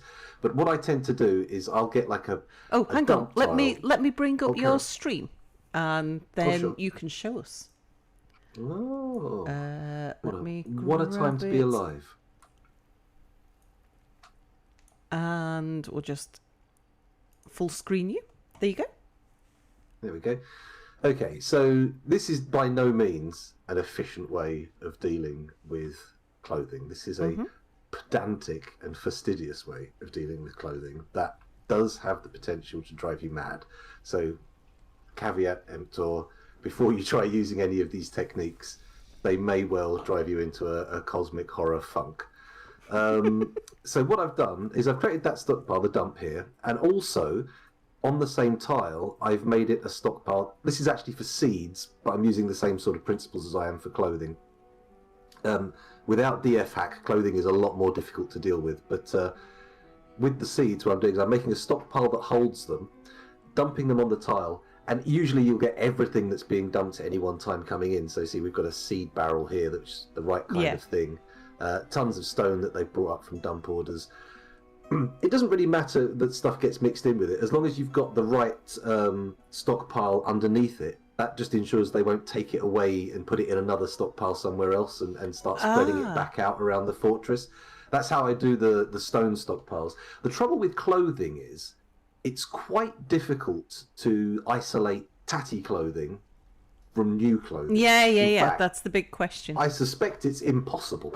But when I was using DFHack prior to the launch on Steam, you could actually search in the stockpiles based on how degraded an item of clothing was. So you could filter out all the stuff that was fine, and then put a dump order on everything else and get that drawn into a single stockpile. But I don't think you can do that at the moment. I think we're going to have to wait for some mods or for DFHack. I know a DFHack is available, but I'm waiting for the lazy noob pack equivalent to come round. You know? I am, even though I've been playing for over a decade, I'm definitely still a lazy noob. So anyway, you come into here in the DFHack paradigm. You can just look for your tatty clothing using a filter, but here it's a little bit different. So you need to come down to your separate areas. So armor's the top one, obviously, because silk shirts and whatnot, they're all armor. Ignore the iron breastplates; those have to be taken off the goblins in the cages. Iron mail shirt, copper mail shirt, bronze mail shirt. None of this is of any interest. Here we go. Shark leather shirt, very fancy. I bet everyone's talking about the guy who turns up wearing a shark leather shirt. Indeed, a whale shark leather shirt. Indeed. Ooh. I think you might get more than one shirt out of a whale shark, unless you're a big lad. So anyway, as you can see, I've already done it here. Right? Yeah. All I've done is I've found the different clothings, and in this instance, because I'm only keeping stockpiles of about 10 of any of the good clothing, and I've got a constant supply of the yarn that I'm using to make it coming in from the sheep, I tend to just also dump all the good clothing in this version. So I'll find the stuff that's made out of shark leather or whatever, just minimize, dump the entire category, and get that all drawn up into this stockpile. And when traders come along, not elves obviously, because elves, but when traders come along who are reasonable and will buy stuff off of you, you can actually take this tatty clothing, and it's worth quite a bit. I mean, individual pieces of it don't have huge trade credit value, but you end up with tons of it. So when you dump it off from the traders, not only does the value stack up quite quickly, but the weight is very low. So it's not like when you've got crafts made of stone and you can only actually get them to take away so much stuff. The clothing, you can pretty much just pile in as much as you want, and they'll take it off and give you cash for it. Seeds, on the other hand, they'll just take away. Seeds they don't pay you for. They have no value, apparently. Well, the seeds I'm getting rid of, tree seeds, all the ones that don't have any extra further value in the fortress. Mind you, I'm not using the seeds that do, so they are just kind of building up in massive piles. These barrels have inconceivable quantities of seeds in them. Can we just have a look at that? So that stockpile you've got there, do you have a dump zone underneath it so that it's accepting? So when you... I do. So, well, actually, it might not be there right now. I may have deleted it while I wasn't... No, it's there. It's there. Yeah. Is it active? Let's click on it. It's paused at the moment, right. So it's disabled. Yeah. I like this little interface for... do you know, I never thought of that. Stuff. I should, because I keep on deleting my refuse dump zone from my garbage crusher. I should just pause it. Exactly. I've realised I'm doing a bit of housekeeping while we're talking, because I've realised these dumps aren't named, and if I don't name them, when I look at the menu, I won't know what anything is, and it will just get more and more confusing. So yeah, if you name them nicely, then you can actually go into the areas and just find them like you were saying. But when it's just dump, you're like, oh. Indeed. So if you have, so if you've got a dump zone with a little 1x1 stockpile on top of it, they don't move the stuff once you've undumped it because it's in a stockpile. Is that correct? Yes, exactly. So they'll keep it there, and it's a nice way of just sorting things out or getting rid of all the stuff that you don't want, because you can do another dump order using the menus, not going through like the tile painting tool. But if you go through the menus, do another dump order with all the other stuff you want to get out, all the actual junk, then you can fairly quickly sift it out and put it into another pile and get rid of it that way. But I do that with stone. I mean, I spend so much time doing this with stone. It doesn't actually... It's not really of any value to do so, but I just like to tidy it all up and gather it into neat little piles. And also, to be honest, with what it does do, having all these stockpiles separated out, because ever since you started talking about how it's more efficient not to have them, I'm looking at it going, my whole life is a lie. My fortress is completely terrible. What's going on here? Oh no! And then I've been trying to think of like, why do I need these stockpiles? And one of the major reasons that they are useful is that they give you nicely segregated areas and screen space that you can use to paint forbiddings on the screen to influence your moods in the fortress. So when someone gets possessed or starts going, I need this iron bar or that iron bar, it can be quite easy. Well, it makes it a lot easier to, because I don't know if you've noticed, if you forbid all the iron bars in the stock menu these days, it also forbids the iron bar or whatever that the workshop is built out of, and then the person in there goes berserk immediately. Great. But, so if you've got all your metal bars separated out into different stockpiles, you can quite easily go, I want to force him to make, I suspect they're making a mace, so I'm going to find that stockpile that has the platinum in, and I'm going to forbid all my other stockpiles, and therefore the only bar they can get now to make them artifact is platinum, and so now I've got a super dense artifact mace that's or for whatever reason you want to force a particular material to be used, you can do that nice and conveniently if everything's laid out in separate stockpiles. So that, that's the only argument I can think of that makes it worthwhile. But you've also, but it also, you've got that visual indicator as well of how much of a thing you've got spare.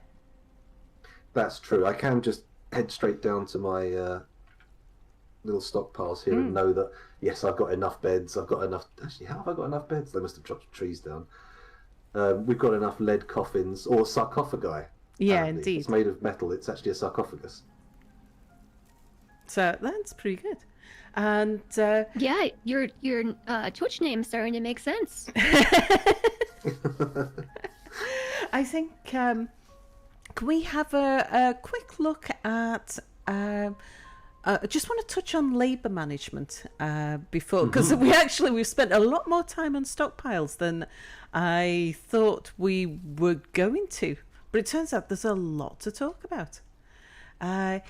So when it comes to, because I'm only working with small numbers of dwarfs at the moment, how many dedicated jobs? That's what I'm particularly interested in.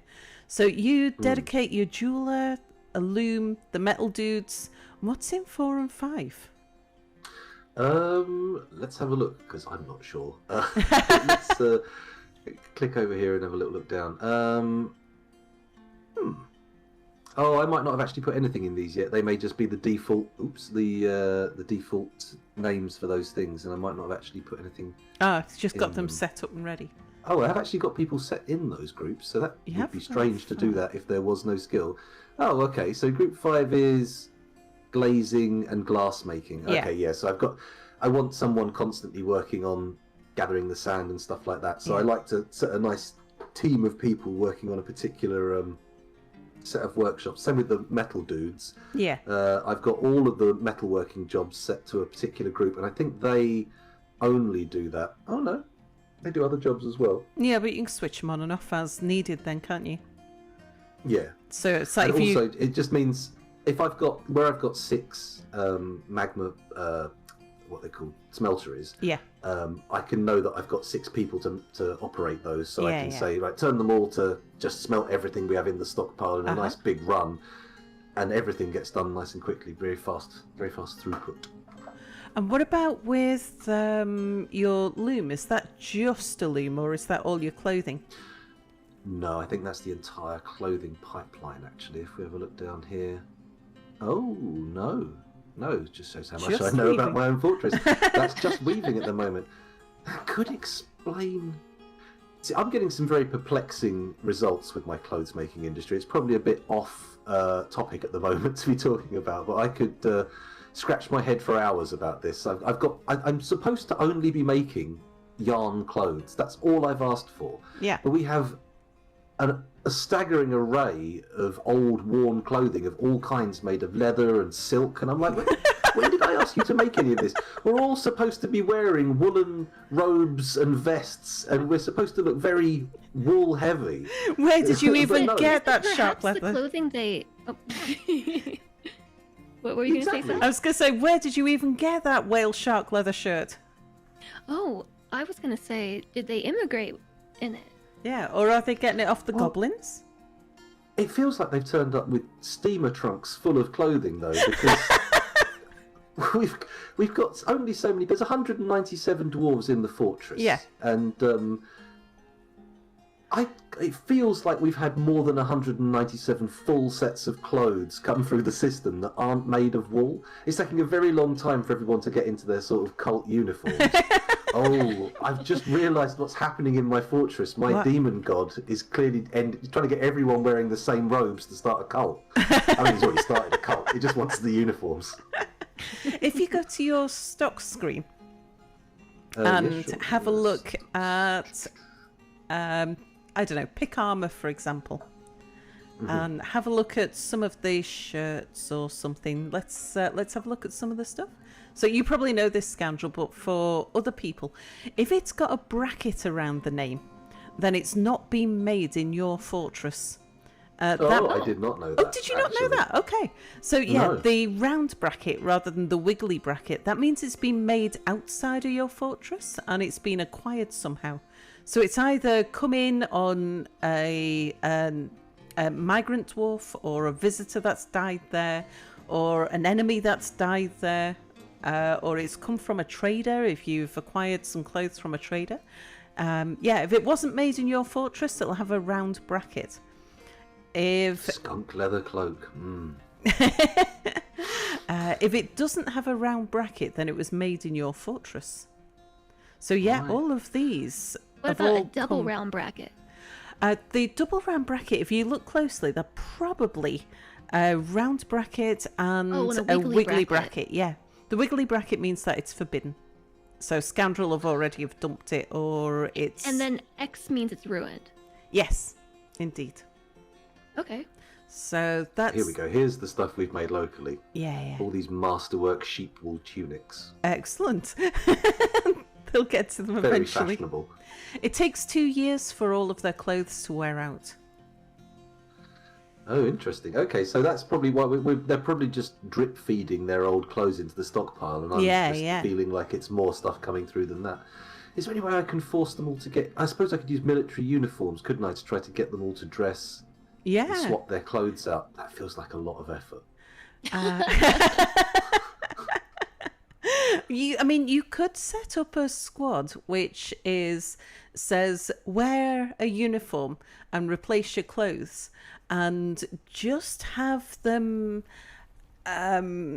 just tell them to wear one sock or something as part of the uniform, and then station a bunch of naked dwarfs over your new clothes stockpile and then disband them or kick them out of the squad. Oh, yeah. So instead of having to do it with all of them, you set up that one uniform and then do them in batches of 10 dwarfs and just cycle everybody through the... I've never even thought about this, but yeah, how to use dwarven nakedness to get them to wear what you want. So... I'm making this up as I go along, but I'm pretty sure compound management for you. Yeah, wait, so can you explain that again? Yeah, sure. So what you would do is you go into military. Wait, let's do it. Let's do it right now. Hold on a second. Okay. It's the military screen. Here we go. Yeah. Create a new squad. Yeah. Let's go with militia commander squad. Yeah. No, you'd need to uniform for now. you'd need to create a new uniform. Well, yeah, you can start it with no uniform, but you need to create a uniform. Okay, so we need to put people in this squad. And it's just going to be any old people. So I'll sign a leader and say, a good old Rando can do it. There's a stalwart in the chat. And then we'll just put the next 10 dwarves in, or 9 dwarves rather. There we go. Yeah, you've got to assign position 10 separately. Back to It is a hang known on, is bug. that not... Oh, okay. Yeah, it's a known bug that position 10 you've got to assign separately. There we go. 10 randomly selected dwarves. Back to squads. So, what do I need to do next? Right, now we need to create a uniform for them. So tick the box.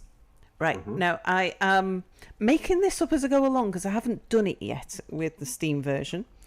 Have a look at We're on the equip. bleeding edge of We Dwarf are. Fortress We're science going to here. have to fathom out how to create a new uniform. Go to equip. I actually know how to do this. Oh, do you? Oh, talk Making us a through it, uniform. Jess. Yeah, talk us through The it. stars are aligning.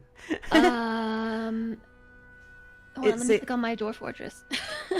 just so I can equip. So Why are we making don't- this uniform from scratch? Yeah. Mm-hmm. We Okay, could so hit switch add over add to your uniform. view if you like. No, I'm perfectly fine just walking Cool. you through it. So then you can click on each one of these boxes below here. Now that says new bodywear, new headwear, new legwear. And then just add the thing to it. Yes, you can do Yeah. that. And so from there, you can specify like what type you want to use. So like Okay. just new Okay. bodywear, click like armor, or whatever you are intending to use actually. Okay, let's get them in the right clothes anyway, so the uniform itself can preview Yeah, what we want. then so that way. vests, So now you see material and color. Okay, so I've seen yarn. I don't think I can do anything about colour. I don't think we've got any dyeing operations going on, so I might want to leave that And then neutral from for now. So you just drop, you click on all these boxes and drop your choices in, and then you will confirm and save that uniform, and then you can assign that uniform to your squads. Yeah. Or Okay, even am I- for your purposes, because you want them to wear it rather than have rather you want them to wear it as clothing rather than a uniform. Just Right, having that's- one that's the other item will thing. do. Yeah. And at the bottom there, it says where you can tell them to wear it over their clothing. You And want to apart- Oh, I see. So- Yeah, you want to change that so that because you want them to right, there we go. be naked. Uniform this. replaces clothing. Here we go. So they Right, all come. cool. They'll all come down and put on yarn vests. Yeah, so confirm Ideally. and save uniform. There we go. And Right. so now, apply it. apply it. So assign uniform. And Oh, the here one we that you go. just made. And then there Yarn wear. should be, if you hit play, it might update, and they should start looking for it. There you Update go. And then equipment. every There we time go. you want them to update their equipment, now you can hit that update Yeah. equipment button. So Let's what you head do? down to the stockpiles, see if we can see them getting Yeah. dressed. Not to be a creepy peeper. Or anything, but- Yeah, So I think here's the benefit of the new player, right? I know Yeah, how to navigate the absolutely. Steam menus. I had to have chat walk me through it. yeah. So what you do as soon as those 10 dwarfs have replaced their uniform. In fact, if you grab that squad now and tell them to go and go and position them on your clothing stockpile, they will go and grab their uniform. Oh, annoyingly, we have one sheepwool tunic, which is it's odd because I saw a lot of them in that stockpile menu. We seem to have, in fact, I would say hundreds. Ah, where you are told they? them to wear vests rather than tunics. Oh, okay. But doesn't That's a matter. different story. Yeah. Although, suddenly finding that these masterwork sheepwool tunics are in the graveyard That's feels possible. If you go down to where you stationed your dwarfs now, they should all be naked. weird. Here we go. God, scandalous. Oh, here they come. Look, they are naked as well. Yeah. So now if you go back to your squad menu, I'd The pause vest it is at gone. this point, Okay.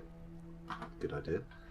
and this getting out of then hand. yeah, now go to the squad and change the people in the squad. Oh, yes, good idea. So here, And then you change can get the whole people. fort to change their clothes. Yeah. So the last one was Zon Oltaru. Okay. Crikey, Yeah. what have I done? Oh, it's gone wrong. Okay, so now we want to put Godin. Yeah. Yeah. Okay, so we've got to go through this list work here is. There needs to be some work done on sorting and Yeah. that kind of thing in these lists for sure. So where's Zon gone? Or are they You know what I taken would out of the love? list? I would love Yeah, a they're not in bar. the list if you've already dealt with them, I think. So, Eral. The next one is no, because Mincott just came out, didn't they?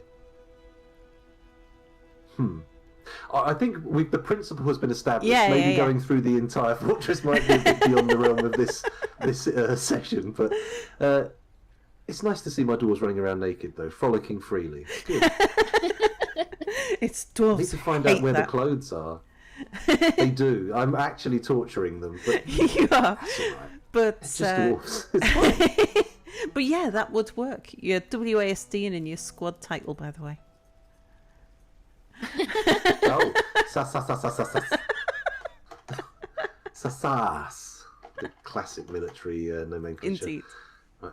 Okay. Let me just get rid So of this. There we go. speaking of Yeah. dwarves like dropping their clothes all over the fort, I've started assigning bedrooms like on my lower level, Yeah. and the dwarves that are claiming those rooms are going inside and just like stripping naked. Yeah, they I guess like they to just- keep their old clothes. Really? Yeah. If you put a cabinet in their bedrooms, some of the dwarfs will put their clothes in the cabinet.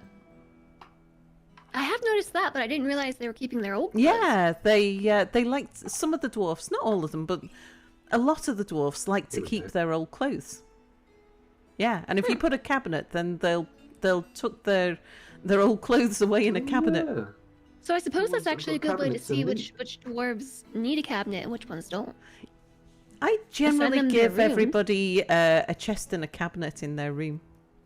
I have in my previous fort as well. This fort I'm a little bit more stretched thin because of my mega projects and everything. Yeah. But now from who's claiming which rooms, I can tell who needs the cabinet and who doesn't. Yeah. If there's a lot of clothes over the floor, give them a cabinet, and unless they're messy with their belongings, in which case they'll just carry on leaving it all over the floor. But if they're I wonder if putting a cabinet in my kids' bedrooms will work. you mean IRL? Yeah. Oh no, they've already got wardrobes. Damn. And so we've had a quick look at labour. Might be an idea if you just pause for a second, Scoundrel, because we've not. In fact, we're just about running over time. But I really just want to have a quick look on your labour allocations. Let's go over here. What do you do I'm about? excited to have this conversation. Yeah, it's good, isn't it? Well, specifically the labor conversation, because here's a problem that I've. Well, it's not Yeah. really a problem necessarily. So, when I started this fort, Yeah. I gave everybody like their own priority job, and last stream I decided just to strip everybody of their labor priorities, and just like let complete anarchy take over. Yeah. And so I'm not sure which is the best method. I start with anarchy. No, I don't. Even at the start, I do allocate a few things. So something to be aware of. The miners, the woodcutters, hunters, those three, they're the top three of the filter buttons on the side. They've actually got special uniforms. It's just part of how they handle having a pickaxe and having a woodcutting axe and having a hunter's crossbow. So the way that the game handles those tools is it gives them a kind of almost like an invisible uniform, which makes it difficult to have them in the military with a uniform, because the uniforms will conflict with their civilian uniform. Unless their military uniform is replacing their civilian uniform, in which case they can drop their stuff. And so, yeah, things like that. You can. That is really good to know. I had no Yeah. idea about that. You can have a clash with that. And so I'll usually have at least 2 dedicated miners who don't do anything but mine. Scoundrel's got, you've got 5 there who are dedicated miners, and 1 that only hauls. I've got a few people that only haul, honestly, right. but since you've mentioned how bad it is for dwarven mental health, I'm starting to reconsider this strategy. Oh, you know, that's only if it's a thing. It does for get you. things moved around, though. Yeah. There is that. And there's always the happiness machine if things get out of hand.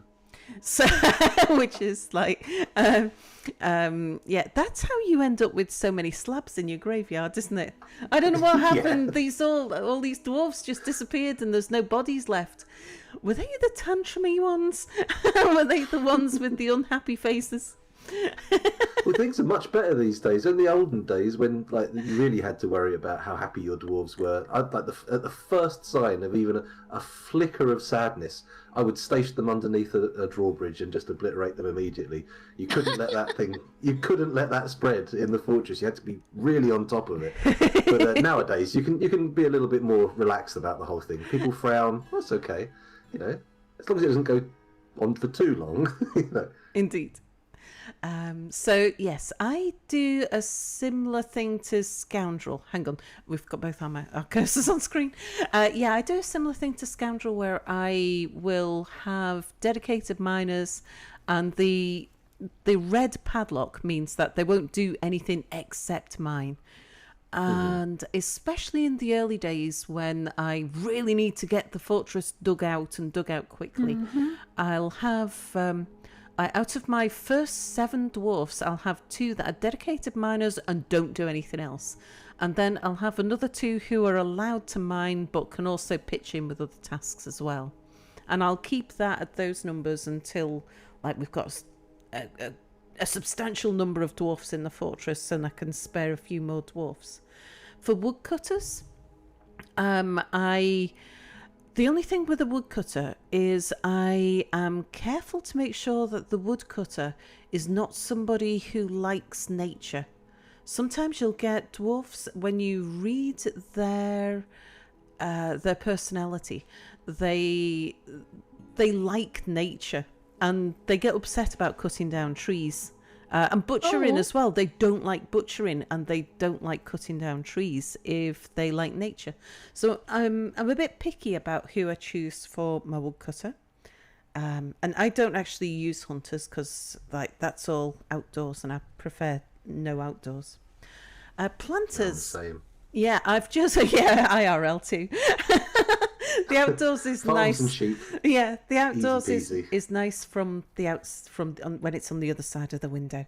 Planters, I've just started to dedicate planters. I never used to, but now because of the way farms been nerfed, or ordinary soil farming's been nerfed, I've started to dedicate my planters so that I get more highly skilled planters so that we get a better return on the crops. So it doesn't matter who harvests your crops, it's who plants the seeds determines how many plants you get back.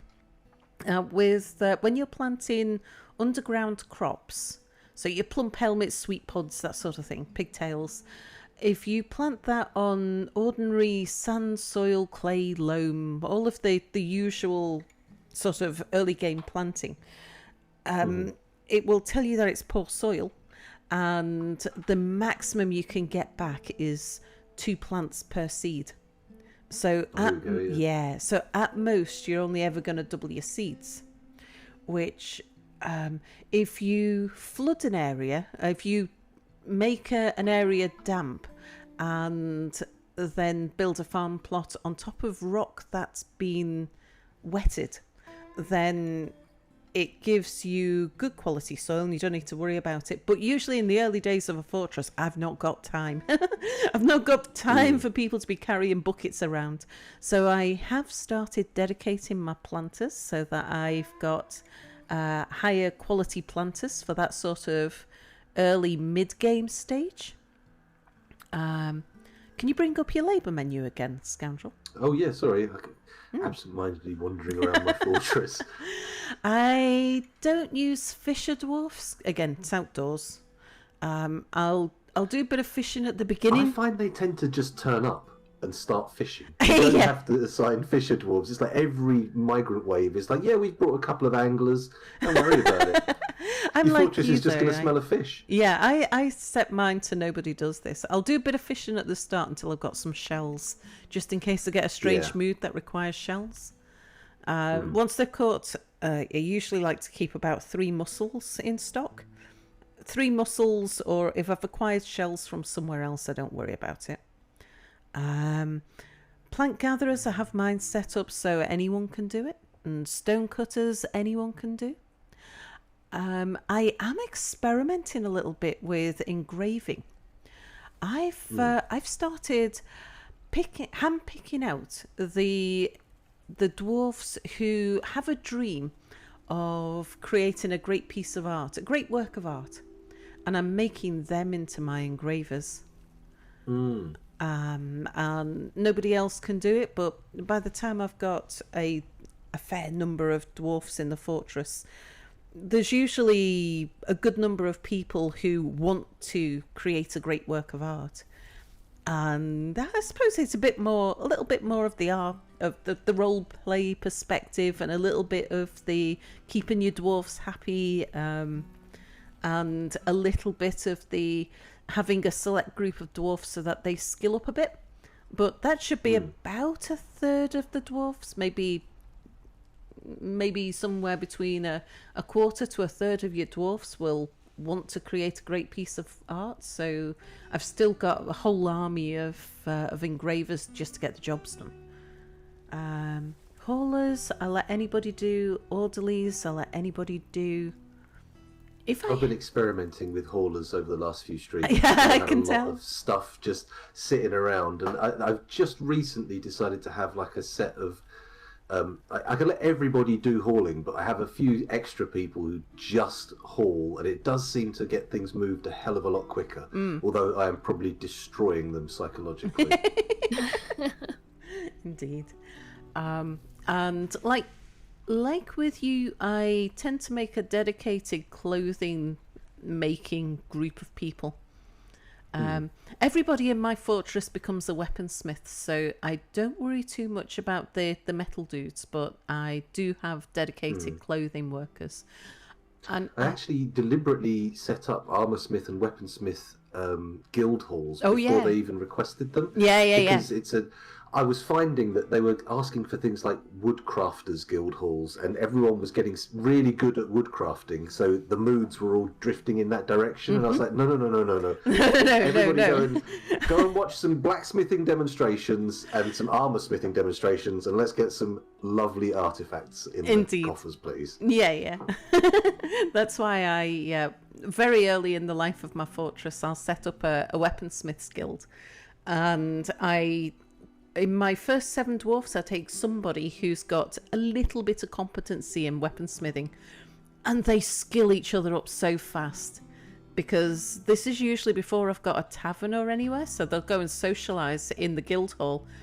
And I set my guild hall so that any citizen, not just the members, but any citizen can go to the guild hall. They'll go and hang out in the guild hall to socialise, and then someone will start doing a weaponsmithing demonstration.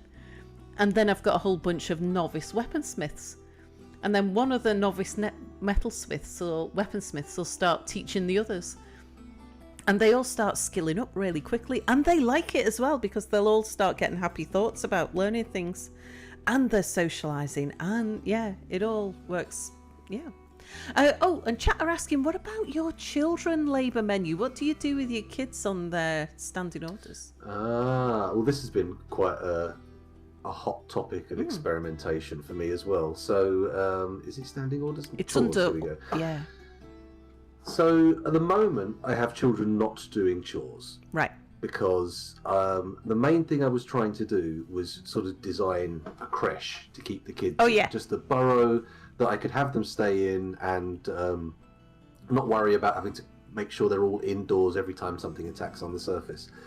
Problem is, they completely ignored it, apart from 2 of them who just stayed in there and starved to death. Which, I mean, I don't know. I think they might have had some kind of mood issues. That was the problem. But I couldn't really get them to even go into a burrow. They don't seem keen to do it.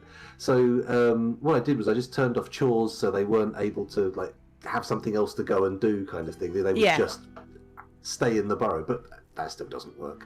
So at the moment they're not doing any chores, but that's not through any real sort of thought process. That's just me pushing buttons and going, please Dwarf Fortress, stop it, just do what I want. I don't allow my kids to do burial, but I allow them to do anything else. Just so that I get a lot of people in chat saying they only have the kids doing burial to toughen them up, which it doesn't work. I understand. So it doesn't work. No. Okay, there we go. That's not going to toughen them up. We were doing some experimenting with Russ and I, looking at the whole toughen up mechanism. Doesn't work the way that it did in the previous release, but even in the previous release, hauling corpses didn't make anybody immune to corpses. It was only seeing, like, the combat hardness mechanism worked when a dwarf saw a sentient creature die. They had to see the blood and guts. So seeing somebody die a clean death of old age didn't count. They had to see a combat death with the blood and guts. This is how Toady described it. They would eventually get to a point where they didn't feel anything anymore. So they wouldn't experience stress. They wouldn't experience happiness either, but they wouldn't feel anything at all. That's changed in version 50. That doesn't work anymore. So hauling corpses didn't work anyway, but it used to work if they witnessed death. Now witnessing death doesn't work anymore either. There's So there is no upside to this ocean of dog corpses outside my fortress. No. Who could have possibly imagined? They're probably not too bothered about an ocean of dog corpses, though. They don't usually... It doesn't usually worry them, the non-sentient creatures. Yeah. So, you said, Sal, that you don't have them bury corpses? I don't have the kids doing burials because that involves moving the corpses around. I'll let the adults do it because somebody's got to.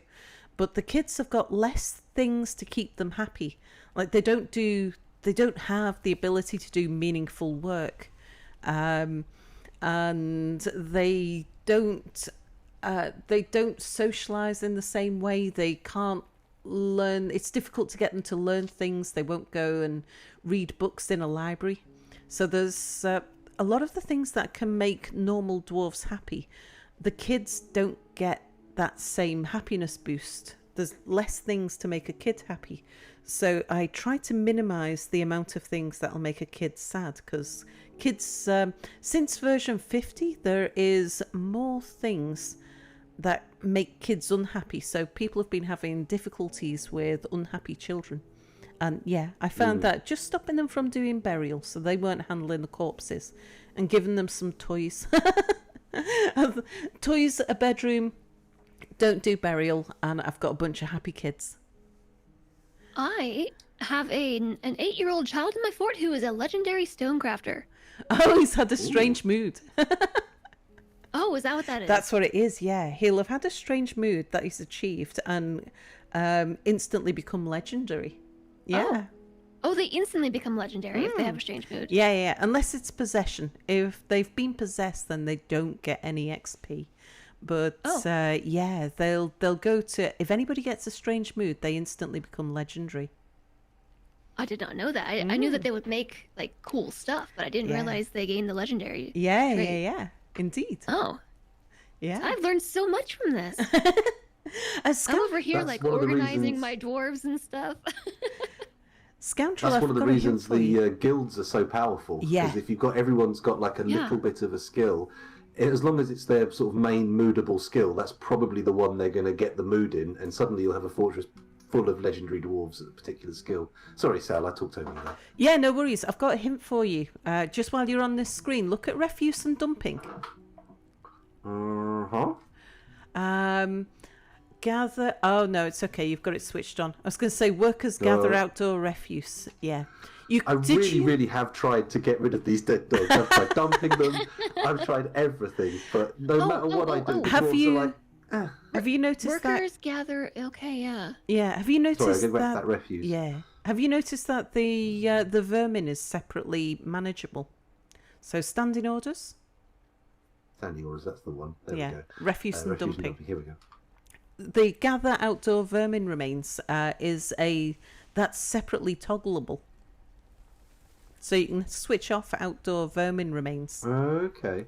And still Maybe that's what's happening. Maybe they're ignoring the dogs because they're too busy collecting up bits of dead bumblebee. Yeah, that's quite possible. We've got a lot of bees on this map. There's like 26,000 bees in a hive or something. And I bet the dwarves would pick them up one by one. Yeah, probably. So that would help you a little.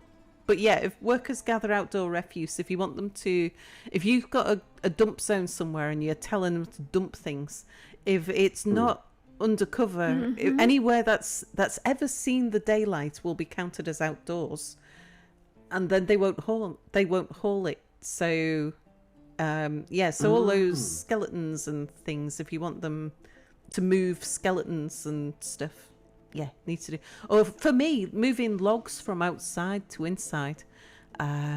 If I want to use a quantum stockpile that is on a tile, moving something from a tile that's seen the light, I need to make sure that they gather outdoor refuse. Oh, right, okay. So I thought I'd just mention that. So even for logs, because I've not had a problem with them gathering logs for stockpiles. Well, you've got gather outdoor refuse. So, I but then suppose, is that got for? the settings correct, so. Yeah. And I'm only thinking about quantum stockpiling there. Right. If you put down a normal stockpile, they'll go out and they'll grab a log and put it in a stockpile because that's fine. But if I'm using the dump command with a quantum stockpile garbage dump and the logs are outside, then I need to make sure that they treat it as refuse then. So need to make sure that workers gather outdoor refuse. So yeah, thought to just mention that. That's very useful. Thank you. You're welcome. We are over time. Have you guys still got a little bit of time? Should we just have a quick look? Yeah? Are you okay? Are you okay, Jess? Let's just have a quick look at work orders. Okay. Work orders. Let's go. Bosh, there we are. Yeah, because I'm curious about how you set up your work orders, Scoundrel. Because you've been using work orders and the manager a lot longer than me. Oh, really? Because, that's the thing. Where I've been playing this for so long, I think of the manager and the work orders and stuff as something I've only been doing very recently, but that's like 5 years. Time is accelerating, Sal. I don't know if you've noticed. Indeed. I have surely noticed that time is accelerating. It's so fast. But yeah, so I tend to have a lot of standing orders for things that I want to be able to know the numbers of just by looking at in stockpiles, and also things that you use a lot. So mechanisms. Yeah. I'm always. It's a coincidence that they're actually top of the list, but they're usually very high priority for me. I like to keep like at least 25 in stock because I love a cage trap array. You've got to have the mechanisms on hand, otherwise it takes forever to set up. Yeah. And I usually try and keep them up near the entrance to the fortress, because even though later on you're using them further away from there, like early doors, you want them there for the main defences and stuff that you're building. But for me, it's usually what I'm doing is a very sort of standard check to see the level. If it falls below a threshold, usually having 2 in stock, which actually I might want to be changing because that is a bit low. It's quite frustrating when you go to put some doors in and you go 1, 2, oh god, now I've got to wait for the next 10 to be built. So there is maybe an argument for having larger stockpiles of stuff if you're going to do it this way. But I always say check the amount of the object. If it goes below the threshold, excuse me, make it. And I also usually put in the stuff they're made of. So like that, not for mechanisms, to be honest, because I've just let them use whatever stone. Yeah. People have been talking to me and saying make sure they're doing magma safe, but I haven't got on that road yet. Well, if you're not making magma pumps, and if you're not moving magma around the place, then it doesn't really matter. No, it's only if you've got regular. Yeah, it's only if you're using drawbridges let the guy jump out of the way. Well, maybe he'll jump out of the way. Yeah, sometimes. There you go. There's my breach. That's the highest technology you'll get for me with liquids. A diagonal square. I think it's worth looking for new players about how to put in a new work order. Do you mind talking us through that? No problem. What should we make a work order for? Let's make a work order for something that you're not likely to have. How about we put in a work order for, because you can always delete it afterwards. Let's say it's a microcline earring. Okay, microcline earring. So, first of all, you go up to your new order button, Click up there, you'll get your little list of stuff. This is a weird finicky menu. Make sure you've clicked in this box before you start typing, because if you're not in that box when you start typing, you go all around the screen. So it's you click the tick box in the corner to add a new work order, then click in the box, and then we want to find, I think if we type in earrings here, spear, earring, there we go. So it will give you all the different options, but for microcline, of course, that's a kind of rock. So for some reason it decides to list all of the metal types separately, including wildly exotic stuff that you're very unlikely to have, like flickering metal. I don't think I've ever, and the only time I've ever seen any of these materials is when people have brought really exotic musical instruments to my fortress. But anyway, so we need to find rock, which is here. There we go. So that, as a default, puts in an order for 10 of the object. So you can come over here to change that order. So if I only want the one microcline earring, I'll just come over here and change the number 1. There we go. It just puts in an order for that. Now if I want to change the material to be a specific type of rock, you've got this little magnifying glass over here. You don't get it for all types of orders, but for anything that you can specify a particular material, you will have this. And you can click in here and come down and find, it was microcline you were after, wasn't it? Mm-hmm. So only because I know you've got plenty of it, yeah. Oh, I've got so much microcline. And but then, because it's a lovely blue colour. And then, of course, you've got the choice of that. We've put that in now, and that's it. They're going to make one microcline earring, and that's it. But you could tell whatever them, workshop. Yeah, you could tell them to do that. Make one every day, or every month, or every season. Yes. So over here, you've got these sort of mathematical greater than, less than, etc. Equals, does not equal. And in here, you get the order conditions. So, like I say, usually if I'm keeping a stockpile of stuff, I'll say, check the number that we've got, check the stuff we make it out of. If we've got enough, do it. But you could also say, like, I want one microcline earring. But you can change it so it restarts every day. So every day, someone will go and make a microcline earring, just one. And they won't decide, if I set it like this, to check if you've got enough or anything. They'll just keep making one microcline earring every day, which can be quite a nice way to set up workshops if you're deliberately trying to train people. Yeah, I find, especially with the metalsmiths and stuff, I like to get them making something every day, get the stocks building up, and then anything that isn't masterwork quality, just melt it down and get maybe not all of the metal, maybe sometimes more than all of the metal out of it, but it sort of stops you from like having the place fill up with lower quality stuff, you know? Yeah.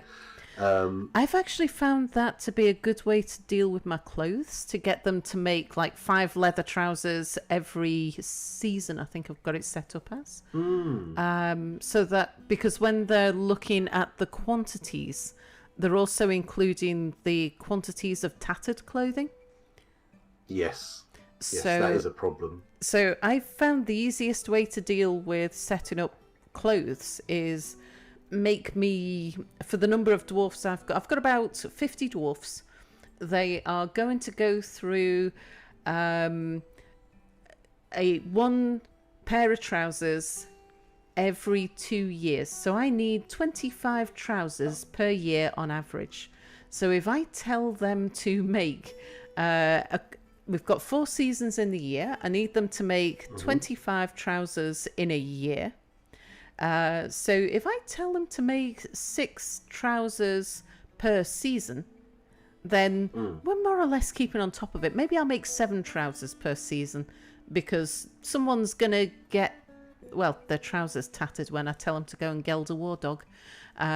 We're more likely to use more rather than less. If their trousers are getting tattered, they're doing it wrong.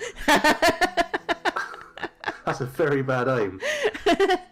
So yeah, I've been just setting it up. I've been setting up each of my clothing items so that they make a certain amount a season, so that there's I think I might do that right now, actually. Now that you're saying this, it makes a lot of sense. So rather than having me them check to see if there are fewer than 10 trousers in the fortress, which is madness, because we are absolutely inundated in very exotic material trousers, so they won't make any yarn ones. So what I want to do is come here, restarts if completed, check daily, monthly, seasonally. So this is where you're saying, so this will be 4 times a year they'll make 10 yarn trousers. Yeah. So every year that will end up with 40 new sets of trousers. Yeah. Which should be enough to keep the population not naked, ideally. I'll see. This is interesting stuff. Yeah. I never thought to use time as the trigger rather than quantities. Yeah. It'll make sense now. So do shirts deteriorate at the same rate? Yes, all of the... Ignore armour. Anything that you wear as armour is different. But shoes, socks, gloves, trousers, all of the clothing items, unless they're damaged by something, they'll all wear out around about 2 years in. So you need a full set of clothes every 2 years for your dwarfs. Interesting. Okay. But yeah, if somebody's got into a bit of a scrap, or they've fallen off a ledge or fallen out of a tree or something like that, then that'll damage their clothing. So they might need something sooner. And I've noticed that there must be a little bit of a plus or minus involved. There must be a little bit of an RNG going on, because it's not as though all of their clothes wear out exactly at the same time. They don't hit the 2 year mark and suddenly all of their clothes are tattered. Some of them will start getting tattered. Like they'll wear out, maybe their socks will wear out a couple of days before their trousers will wear out, and then a couple of days later the shirt will wear out. But it's always around the 2 year mark that the clothes wear. That is really good to know. I pretty much haven't been doing much management with clothing at all. So that... And I only started realizing and like dealing with it when people started rioting because their clothes were... Yeah. The dwarves really, really hate wearing tattered clothes. The worst thing for a dwarf is being... Well, clothing related, the worst thing for a dwarf is being naked. The second worst thing is wearing something that is so tattered that it rots off their body. The third... A naked riot must be such an uncomfortable event. The third worst thing is just wearing tattered clothes. So it's a sort of escalation all the way up to being naked. Makes sense. I think I would feel similarly. If I was in their shoes. Yeah. Well, I guess I wouldn't be in their shoes because they would be tattered and falling off. Indeed. And something Even to be they're not aware in their of. shoes. And Vonch in chat's just mentioned, actually.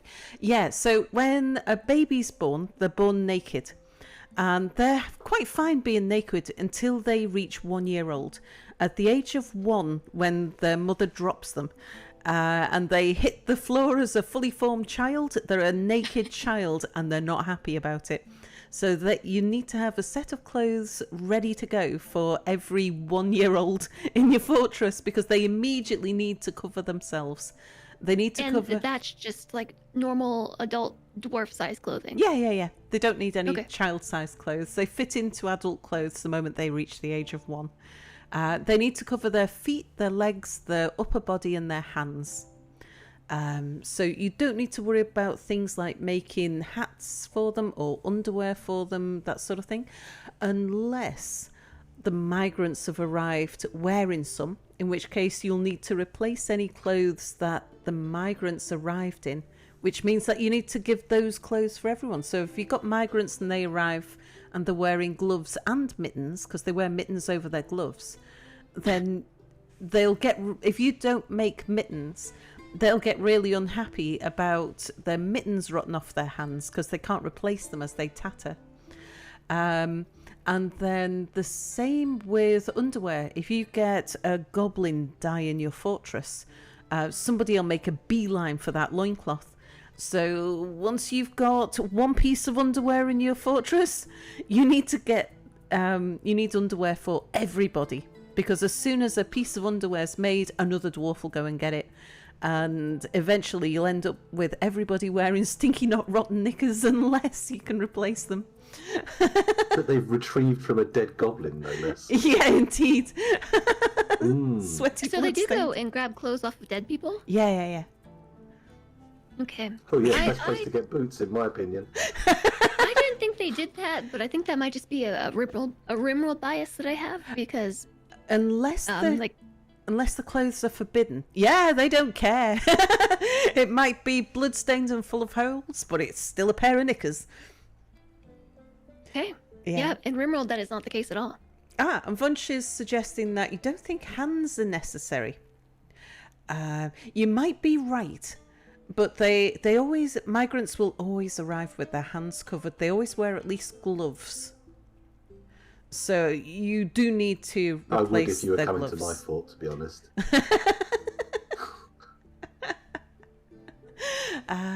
Do you want to just talk through the conditions there, Scoundrel, again? You were talking about the less than, greater than. I think something that is... So we've talked about time triggers, but also if there's less than 10, then make 1. It's now that I know how to use it, it's like when you're using it all the time, it's easy, it's obvious, it's logical.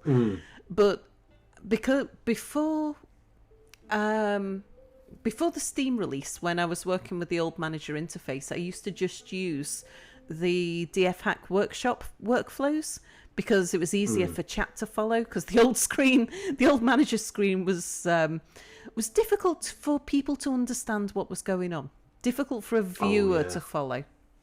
And so especially if you're using the hotkeys as well, because I still go JMQ to try and put in a new order. And sit there going, why are they not doing it? And so I didn't use the manager much. And then when I go to use it, I'd be like, oh God, I can't remember how this thing works again. And it'd take me a while to figure it out. But actually, it's really obvious and easy to control once you've had a little play with it. Yeah, once you've done it a couple of times, it all sort of sinks in. But it is quite a daunting. Yeah. I mean, there's functionality in here that I've never used. Like this was always here, but it's been kind of exposed by making it a button in the interface. But you can check other items, so you can like make orders that are triggered based on the levels of something else. So, I've just realised I was trying to figure out how to use this, but I've just realised you can monitor the number of dead bodies and then make an appropriate number of coffins. You can. Oh. Yeah. So, Amount this is of amazing. corpses. I'm learning. Dwarf. Yeah, so it'd have to be. So we go type. Is corpse a type in here? Yeah. Yes. Corpses. But then available. you'd need to say dwarf. Would that be an adjective or a material? Ooh, Because otherwise they're going to count dogs and all kinds. They're very much made of dwarf. So, dwarf blood, bone, brain. Oh, hello, this is going to be problematic. Dwarf fat, dwarf gizzard tissue. Dwarfs have gizzards. I didn't think so. Aren't gizzards strictly in the realm of birds and lizards? I thought so. Is there maybe down the bottom there is just dwarf parchment? Oh dear. Niall, pus. Dwarf Just in case skin. you want to store some barrels of dwarf pus. What if you back out to just the main work order menu? I'm looking at the delayed screen. Let me catch up here. Here we go. Do you still have that order there? There's the micro yeah, player in this here. is okay. And then click the little magnifying glass. Are you able to specify there? dwarf. No, because we were actually You say looking. rather than earrings, if that was coffins. Go on to set it Let's up, do this properly. Scoundrel. Let's go to my coffins. Let's go to my coffin order. Made exclusively of lead, because you want that really heavy level of gravitas for the funeral walk. No coffin dance in this fortress. I don't think that would work either, because that's going to specify the type of coffin. Yeah. That's what we're trying to do. So, what Scoundrel wants to do is count the number of dwarf corpses and say if there is this many dwarfs' corpses, then make this many coffins. So this type corpse. Isn't it going to count the corpses that are already in coffins, though? Unless there's There an might be a unburied. condition. yeah. There might be, yeah. There's probably corpse bearing as a description or something like that. Okay, so it really only it doesn't want to do There's no dwarf. It just wants the dwarf. parts of bodies. Mm. Let's try scrolling down to the D part just to be sure. C, D, E, D, I. Echidna? What? No, he's jumping in massive jumps here. I'm seeing this for everybody though. Dwarven syrup. Oh, okay. So a dwarven syrup. Dwarven spit.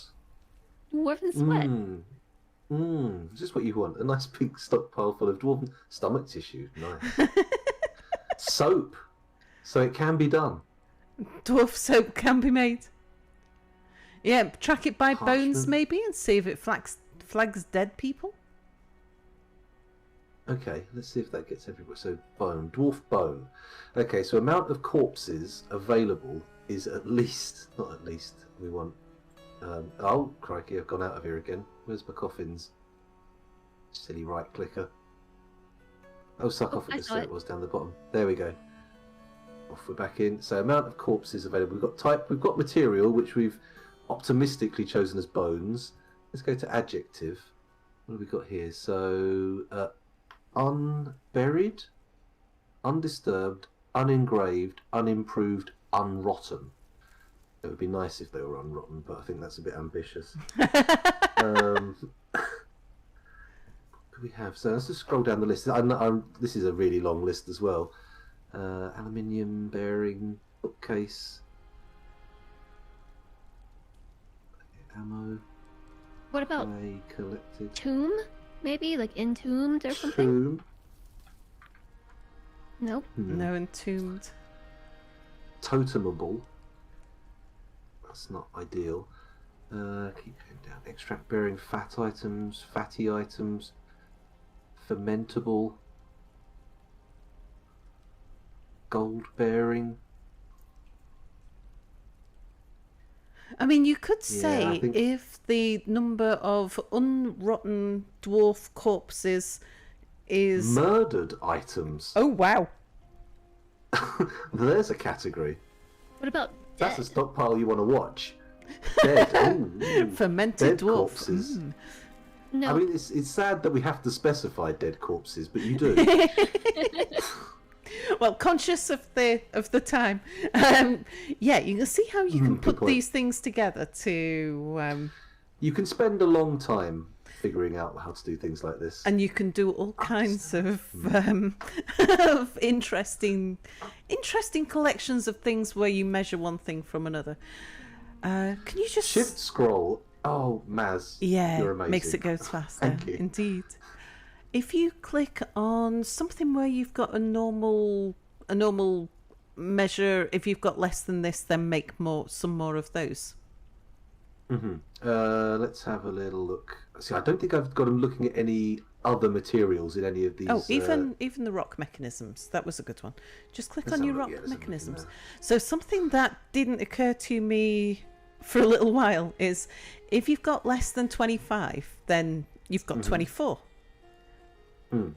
So if they then make 10, that's taking you up to 34. Yes. So what that instruction is saying is keep the number of rock mechanisms between 24 and 34. Yes. So if that was... Yeah, you've got to be careful to have the right amount of storage space for stuff when you start doing these, otherwise you can end up with mayhem, everything everywhere. Indeed. So that's... but that's the thing. It doesn't work like most games where when you're setting the range, you're not telling them to make up to 10 rock mechanisms. You're saying you're going to make 10. So when this trigger is hit, go make another 10. And that's not the normal. So like in something like RimWorld, if you've got a condition, it says if it drops below this number, then take it up to that number. So if it drops below 100, then take it up to 150. So you're keeping it between 100 and 150. With this, it doesn't work that way because it will just make 10 rock mechanisms. It's going to make 10 rock mechanisms. So if you could say less than 110 it's going to make another 10, so it will take you up to 120. Well, 119 actually. So yeah, you're just adding. It's an additive rather than giving you a range, and you kind of got to do a little bit of maths in your head to work out what that range is. But it's really powerful. You can get very elaborate with this. I've obviously only scratched the surface on this, and I'm pretty sure there are people out there doing wild stuff with the menu, but it's just not getting out there because it's not the most exciting stuff to watch in a stream, I have to say. Yeah, we'll maybe do a bit more of a deep dive into work orders at some point and see if we can create some interesting stuff. But we are... it almost at points feels like it's more powerful than it needs to be. Because you start looking at the tools it's put in front of you. It's like when you're trying to make like a... I don't know, you're trying to make a birdhouse at school when you're doing your woodworking lessons, and you sit there in front of the lathe looking at it going, do I really need a lathe? This feels a bit much.